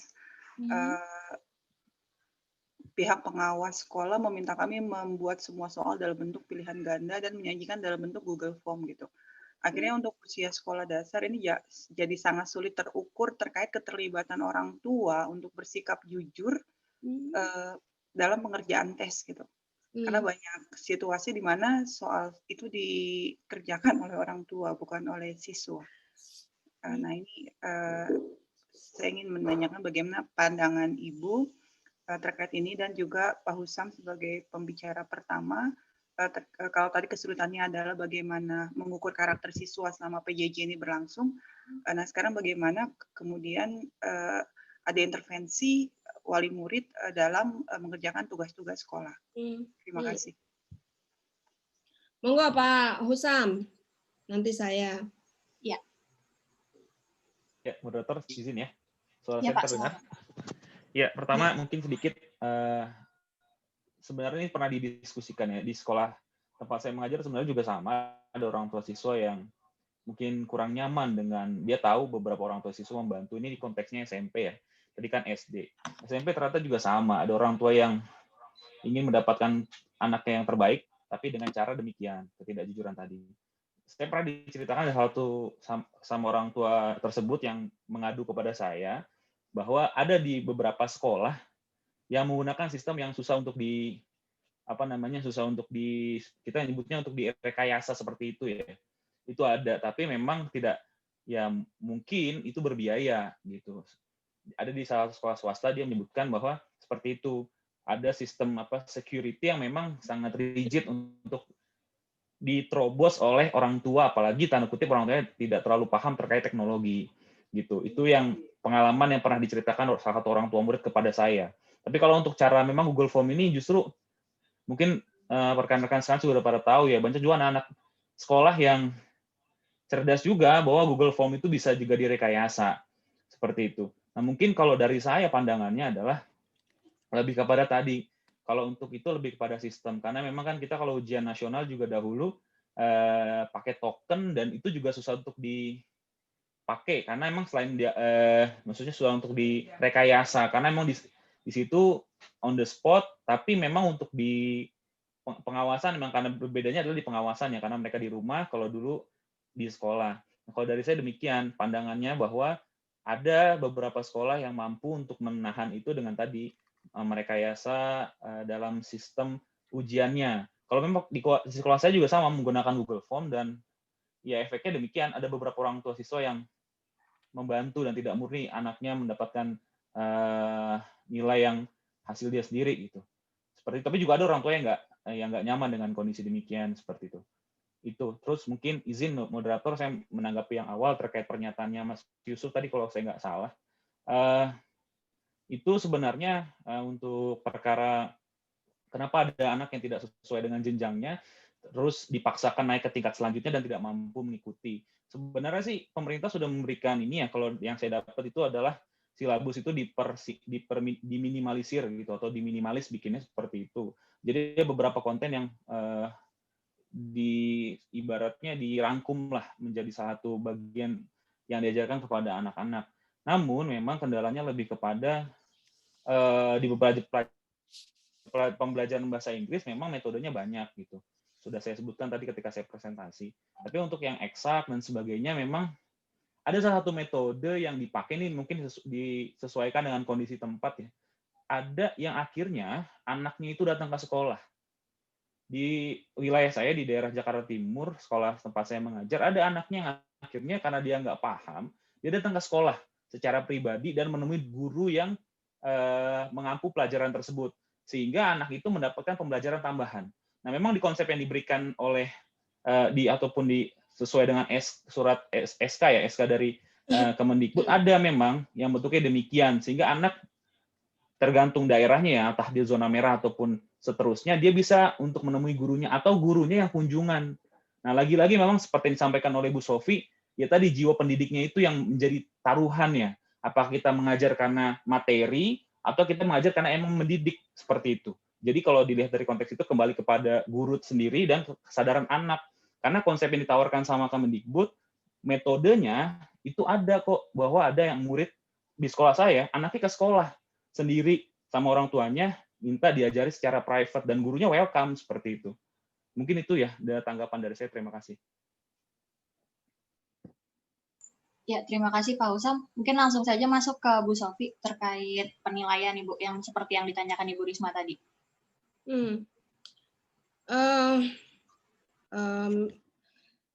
Ini nggak bisa disalahkan ya, karena memang semua orang tua pasti ingin anaknya punya nilai. Karena memang tolok ukurnya di negara kita nilai yang tinggi itu yang hebat, walaupun nggak bisa.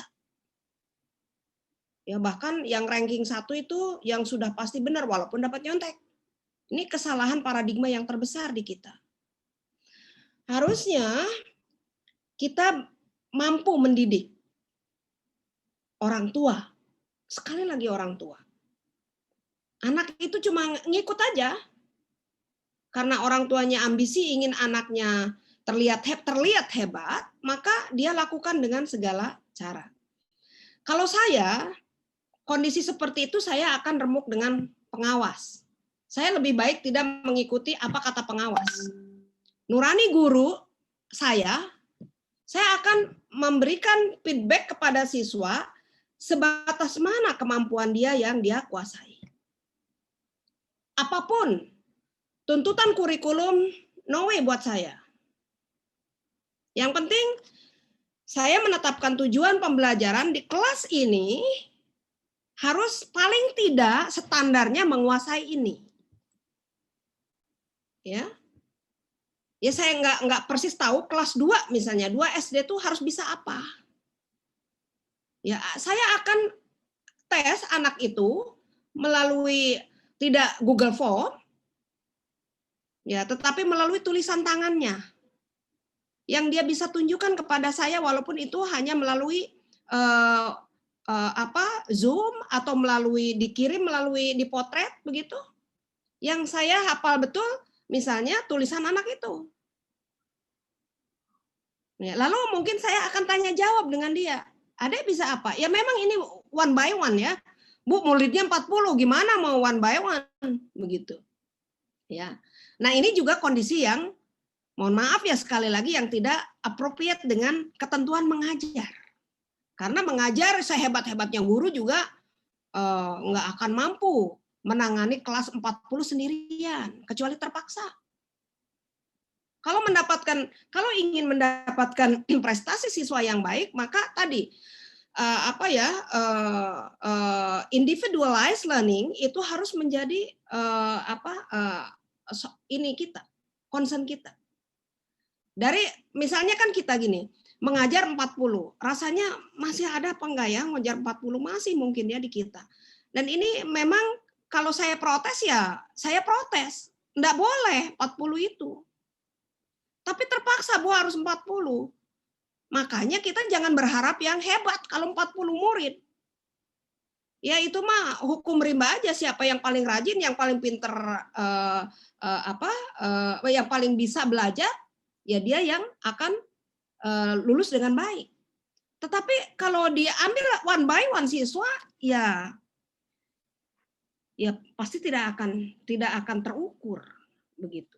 Oleh karena itu Ibu, kalau misalnya Ibu merasa tidak pas di hati ketika mengukur, menilai yang mengerjakan itu orang tuanya, yang pertama, Bu, saya itu bukan tidak ingin memberikan nilai. Apa sih susahnya kita memberikan nilai 10 walaupun nggak bisa? Tetapi saya ingin tahu dia bisa apa, anakku tuh bisa apa, gitu loh. Nah kalau ketahuan nggak bisa, ya tentu kita akan enrichment. Pengayaan kan? Ya tadi gimana caranya? Ya tadi kalau misalnya betul-betul jiwanya kita memang ikhlas, ya boleh nggak anak datang ke kita? Ya dilayani saja. Asal dengan protokol kesehatan tentunya ya. Atau misalnya kita ubah lagi metode ngajar kita seperti apa dalam daring ini. Yang kontekstual misalnya. Pelajaran apa sih untuk di SD itu yang betul-betul harus dikuasai? Saya pikir kalau di SD itu ya sampai kelas, Ibu ngajar di kelas berapa? Kelas 2 SD. Aduh, apalagi kelas 2 masih anak usia dini, Bu. Saya sih nggak ngarep macam-macam. Kelas 2 mah bisa baca lancar aja udah. Saya nilai itu. Ya, bisa baca lancar dan mengerti apa yang dibaca. Nah, coba Ibu mau dengar kamu baca, udah bisa saya nilai itu. Nggak peduli saya Google Form. Gitu. Mau marah-marah tuh kepala yang namanya pengawas. Saya ajak diskusi. Saya berikan argumentasi. Mohon maaf ya, mungkin karena posisi saya dosen. Ya, tapi mungkin posisi Ibu berat ya. Nah, inilah pentingnya pengawas yang mengerti ilmu pendidikan. Itu. Jadi bukan urusan menilai siswa pakai Google Form terus dapat skor sekian. Menangis kita. Ya, kelas 2 SD, Bu, anak usia dini itu. Kalau dalam konsep saya masih hands on pembelajarannya juga. Ya. Ngitung buah apel, buah jeruk, masih kayak gitu Bu kalau saya. Mengajarkan, kalau saya ngajar mahasiswa untuk mengajari anak kelas 2 itu masih hands on. Masih hal-hal yang praktis. Yang dikaitkan dengan kehidupan. Saya tidak ngajarin macam-macam. Kuatkan dulu pondasi yang saya sebutkan tadi, dia bisa nambah kurang. Mana lebih banyak, lebih sedikit. Begitu. Cinta dulu dia dengan belajar. Cinta dulu dia dengan buku. Begitu. Itu yang paling penting. Itu ya untuk Bapak Ibu guru yang ngajar di SD, mohon hati-hati. Yang penting bangun dulu kesadaran pada anak bahwa dia cinta belajar. Nanti setelah SMP, SMA, perguruan tinggi insya Allah dia menjadi the best. Kalau sudah cinta belajar, tumbuh dari sejak SD. Jadi di SD itu jangan dia berat belajar. Begitu. Gitu ya, Bu? Ya, terima kasih, Bu. Ya, tadi sudah ke pertanyaannya Bu Risma. Nah, untuk di saya sendiri ini sudah melalui room chat sudah masuk 2 pertanyaan lagi yang akan kita diskusikan. Mungkin pertama kita bahas pertanyaan dari rekan mahasiswa kita, yaitu dari Saudara Nadia, dari Prodi Pendidikan Teknik Elektro, Angkatan 2017. Saat ini sedang melaksanakan PKM, ya kurang lebih sama dengan saya kondisinya, saat ini sedang melaksanakan PKM. Nah, ada kendala yang didapati yaitu ketika mengajar daring saat ini. Salah satunya ketika memberikan tugas, jarang sekali siswa yang mengumpulkan tugasnya. Ketika coba dikoreksi, barangkali masih ada kesalahan dan diri saya ketika mengajar. Tapi hal ini dirasakan sama oleh semua anggota kelompok PKM-nya, bahwa siswa jarang ada yang mengumpulkan tugas, serta menggunakan beberapa aplikasi selain WhatsApp untuk menyampaikan materi, barangkali ada perubahan seperti Google Class atau Outlook, namun hasilnya sama. Yang ingin ditanyakan adalah apakah ada kesalahan dari mengajarnya ketika mengajar, sehingga jarang mengumpulkan tugasnya. Mungkin mengumpulkan tugas ya. Ya, mungkin kepada Nadia bisa langsung aja. Capnya kan di kantor, kan nggak pakai cap nih. Padahal besok dan itu jam 6 mau jam. Saudara Nadia? Iya, Kak. Ya. Langsung aja pertanyaan dari Bu Sofia, mungkin lebih diperjelas lagi pengumpulan tugasnya seperti apa. Berangkatnya belum ada koordinasi, tapi terakhir laporan jam sore. Atau mungkin kita langsung masuk ke Pak Husam dulu aja, Pak. Bagaimana cara atau tips triknya nih, Pak, dalam pembelajaran jarak jauh, khususnya pembelajaran online ini, dalam pengumpulan tugas nih, Pak, khususnya, biar siswa ini lebih disiplin, karena kan itu juga termasuk aspek penilaian kita, gitu, Pak. Ini, mohon maaf, ngajarnya di apa, SMP, SMA, SMK? Saya di SMK, Ibu. SMK, anak-anak tidak mau mengumpulkan tugas ya?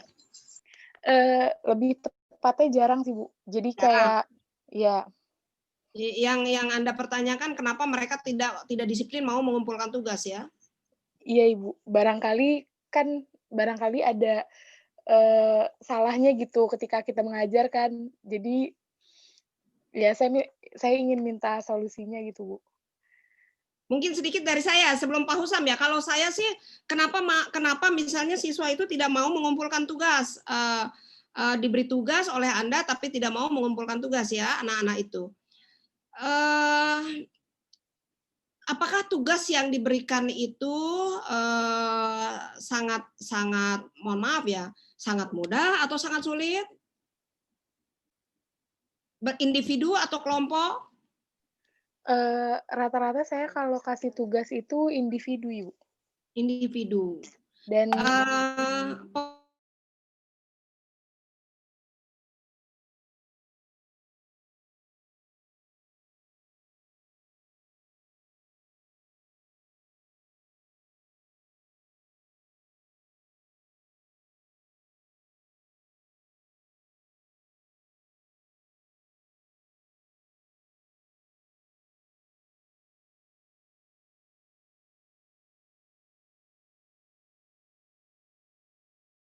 listrik, Bu. Iya, coba kamu buat bagaimana cara membuat instalasi listrik, praktek gitu. Ya. Terus anak-anak tuh biasanya senang. Ya, jadi jangan dunia maya, dia suruh praktek sendiri aja dulu di rumahnya. Atau kan kalau anak-anak remaja kayak gitu dia agak berani lah sedikit untuk kumpul-kumpul, jangan banyak-banyak. Satu kelompok 3 orang gitu loh. Jadi kalau dalam kondisi seperti ini jangan individual, suruh kelompok-kelompok ada 3 orang lah. Kalau 3 orang insya Allah masih apa ya, masih protokol lah, nggak apa-apa. Iya, Bu. Jadi jadi lebih konkret tugasnya. Ya, saya izin menyampaikan lagi ya Bu ya. Jadi sempat kami itu tim yang PKM bersama saya itu pernah sempat kepikiran untuk anak-anaknya praktek langsung. Cuma karena buat praktek mata pelajaran elektro ini sebenarnya alat-alat praktek itu belum tentu siswanya punya, Ibu. Itu Jadi dia, kita sekolah praktek tapi seperti sastra. Ya, nggak akan bisa lah yang namanya sekolah teknik, nggak ada, karena tempat prakteknya bagaimana? Ya, fasilitatornya di mana? bukan Ibu, maksudnya ini selama daring, karena kan sekolah juga nggak mengizinkan siswanya untuk datang ke sekolah. Jadi kalau siswanya disuruh praktek, itu berarti kan harus praktek langsung di rumah. Sedangkan siswanya nggak punya alat-alat praktek yang mendukung, Ibu, untuk Ada nggak melaksanakan konsep praktek. sederhana, saya nggak ngerti tentang instalasi listrik, yang bisa kamu terjemahkan dalam kondisi yang paling sederhana dari instalasi listrik, membuat instalasi listrik. Kalau di rumah, ada nggak? Saya nggak ngerti ya.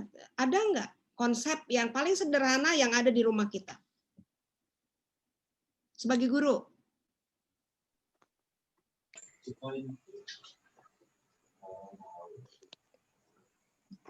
Tidak ada yang bisa kita gunakan di rumah kita. Mungkin untuk praktek-praktek yang sederhana itu bisa Bu, cuma kalau yang praktek yang kalau elektro itu kan lebih banyak praktek yang membutuhkan alat yang besar dan yang mahal gitu.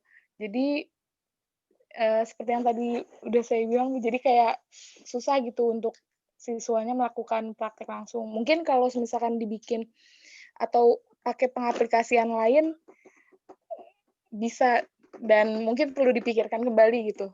Pakai aplikasi gitu ya. Jadi siswa disuruh membuat aplikasi. Ini dua hal yang berbeda ya, antara praktek langsung dengan aplikasi. Membuat aplikasi itu sendiri keterampilan tersendiri. Iya kan? Harus orang IT betul kan? Iya. Artinya membuat aplikasi itu kan kalau orang elektro, dia harus mengerti bagaimana membuat instalasi listrik. Itu secara praktek mungkin dia bisa, tetapi menuangkan dalam bentuk gambar itu satu keahlian tersendiri lagi. Jadi dua keahlian yang harus dikuasai oleh anak ya, oleh siswa. Nah, mungkin kalau Anda mengajarkan dasar-dasar kemampuan untuk menuangkan dalam bentuk audiovisual, ya mungkin itu tidak masalah, menjadi sesuatu yang menarik juga buat anak-anak. Tapi kalau misalkan Anda sendiri tidak memberikan dasar-dasar itu, bagaimana dia mau bisa ya? Begitu. Itu yang kenapa mereka malas mengumpulkan tugas. Karena memang mereka tidak, pertama untuk praktek tidak ada alatnya. Apa yang mau dituangkan? Begitu. Nah, ini kondisi yang memang anak-anak itu kesulitan untuk memenuhi tuntutan tugas dari guru. Artinya tidak make sense antara tugas dengan kondisi. Karena itu dibutuhkan satu kata Anda tadi, satu alat yang mahal, yang hanya ada di laboratorium. Nah, kalau di UNJ kan posisinya nih, teman-teman di MIPA, Pak Adi itu ngotot, pokoknya mau buka yang namanya lab-lab dalam situasi pandemik ini dengan protokol kesehatan. Ya diizinkan oleh rektor, karena anak-anak tidak bisa berpraktek kalau tidak di lab yang besar. Jadi diizinkan dibuka. Nah, kalau sekolah Anda ditutup, anak suruh praktek, ya mau dari mana judulnya? Ini nggak match antara tugas yang diberikan dengan kondisi yang dihadapi oleh siswa. Makanya anak-anak malas. Begitu. Ya coba dipikirkan lagi dari yang sederhana aja dulu. Ya, yang ada di rumah, yang Anda desain, yang bisa dilakukan di rumah sehingga dia menguasai dasar yang kuat. Begitu. Coba dulu ya, nanti kalau sudah agak longgar silahkan untuk berkoordinasi dengan sekolah. Pak, anak-anak nih butuh lab, buka dong, gitu. Ya, saya kira itu dari saya. Silakan yang Pak Husam mungkin ada, atau yang lain silakan.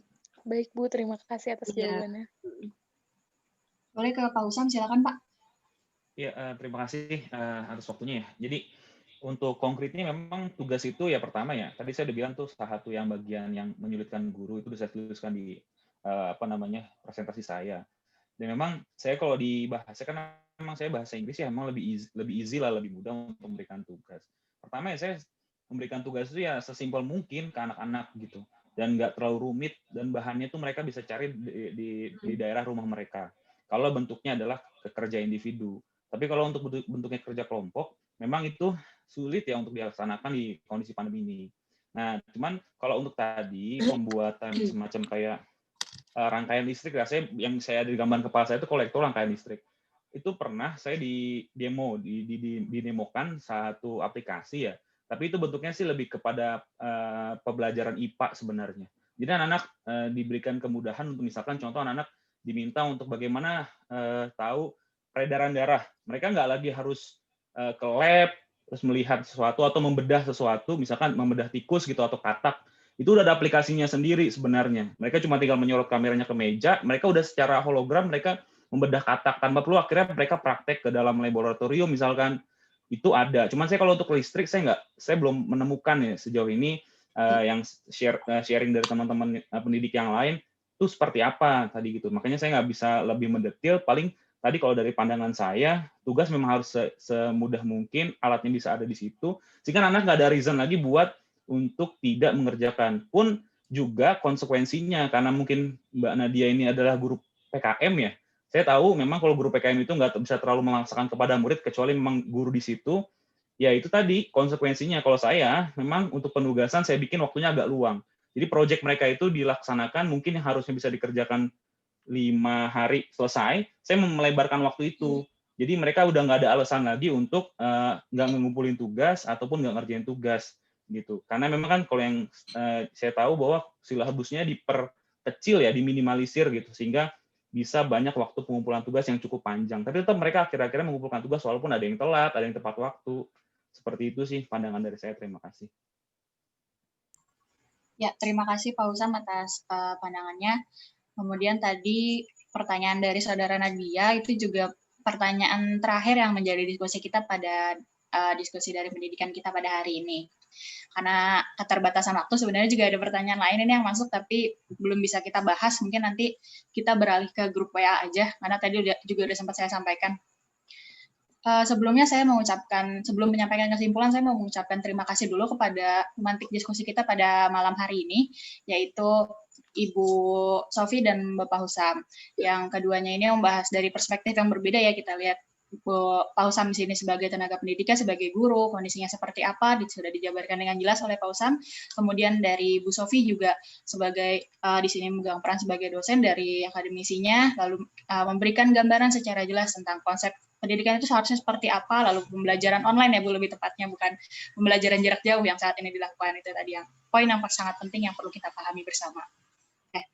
Sedikit kesimpulan dari saya untuk menutup diskusi kita pada malam hari ini, yaitu ada 2 hal yang menjadi fokus pemikirannya terkait dengan tema kita, berhubungan dengan tema kita, yaitu optimalisasi peran guru dalam pembelajaran jarak jauh, yang di sini konteksnya berfokus pada pembelajaran online yang memang digunakan pada kebanyakan di lingkungan pendidikan kita di Indonesia untuk menghadapi masa pandemi COVID-19 yang sudah berjalan. Kalau secara hitungan pendidikan mungkin lebih dari 1 semester, tapi kalau secara hitungan tahun itu sudah berlangsung kurang lebih 10 bulan atau beberapa hal yang perlu digarisbawahi. Yang pertama adalah kondisi yang terjadi itu seperti apa. Kondisi yang terjadi yang pertama, pembelajarannya tidak sampai dengan baik kepada siswa. Lalu kemudian yang kedua adalah akses jaringan yang tidak merata, baik itu di kota besar sekalipun, hal tersebut masih cukup sering untuk ditemui. Lalu kemudian terkait dengan kondisi tersebut, cara mengoptimalisasinya itu seperti apa, peran guru harus seperti apa, kita beralih kepada apa yang sudah disampaikan oleh Bu Sofi, yaitu tentang 5 keterampilan guru di masa depan, yang mana keterampilan ini harus dikuasai oleh guru. Keterampilan ini singkatnya meliputi yang pertama, penguasaan pengetahuan, lalu kemudian kemampuan menjadi fasilitator, lalu menguasai keterampilan komunikasinya, dan kemudian pembelajaran berkonsep kontekstual, dan terakhir itu menguasai data analisis. Nah, hal ini juga berhubungan dengan apa yang tadi diperkuat dengan pernyataan Pak Husam di awal, bahwa diberlakukannya pelatihan dan pengembangan keterampilan dari guru itu sendiri. Dan terakhir untuk menutup diskusi kita ada kalimat penting yang perlu digarisbawahi yang menjadi landasan dari seorang pendidik, yaitu bukan seberapa besar tantangannya, tapi dalam mengajar adalah mengajar untuk materi atau mendidik. Cukup sekian yang dapat saya sampaikan dari memandu diskusi kali ini. Saya Triana Iftasari sebagai moderator undur diri dan saya kembalikan kepada MC. Baik, terima kasih untuk moderator kita malam ini, kita atas semua bimbingannya terkait diskusi pada malam hari ini. Dan saya ucapkan terima kasih banyak kepada pembicara kita, Ibu Sofia dan Pak Husam, atas materi yang telah disampaikannya. Semoga ilmu dan informasi yang telah disampaikan dapat kami manfaatkan, dapat bermanfaat dengan baik. Untuk selanjutnya, pada rekan-rekan, diharapkan jangan dulu keluar dari grup, karena akan ada link materi, link G-Drive, mohon maaf, ada link G-Drive terkait e-sertif yang akan dibagikan melalui grup. Kemudian untuk diskusi pada malam ini merupakan diskusi terkait pendidikan 4.0 di bulan Oktober.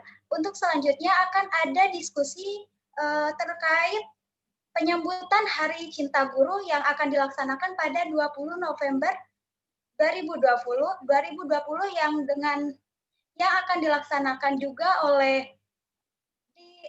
divisi, mohon maaf, maksud kami dari BEM UNJ, dengan tema peran guru di era pandemi dengan membangun ketahanan dan masa depan pendidikan. Dan untuk HCG akan ada perlombaan yang terkait esai musikalisasi puncaknya, akan ada webinar mengenai diskusi yang tadi akan kami laksanakan. Mohon maaf sebelumnya, sebelum kita tutup diskusi pada malam hari ini, mari kita foto bersama dulu.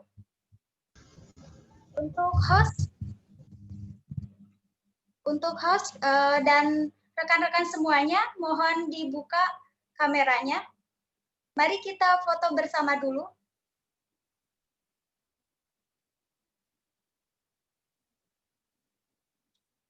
Kak Afifah, Iya, selaku siap. host. Iya, semuanya senyum dulu ya. Dari slide 1 dulu ya. 1, 2.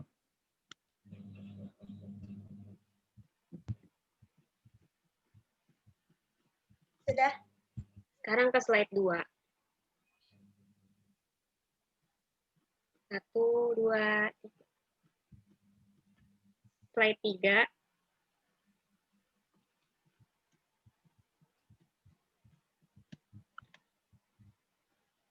Slide 4.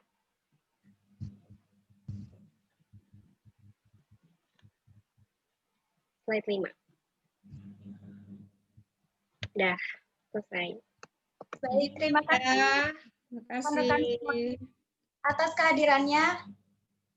Mari kita tutup dengan pembacaan Alhamdulillahirabbil alamin. Alhamdulillah. Saya live ya. Terima kasih. Alhamdulillahirabbil alamin. Terima kasih Bapak dan Ibu. Terima kasih, Bu. Terima kasih semuanya. Terima kasih. Terima kasih semuanya. Terima kasih Pak Husam. Terima kasih Pak Zulkarnain. Terima kasih, Ibu. Terima kasih, Pak. Sehat selalu ya, Ibu. Sehat selalu Ibu, Bapak. Terima kasih. Sehat selalu, Ibu. Dan Bapak.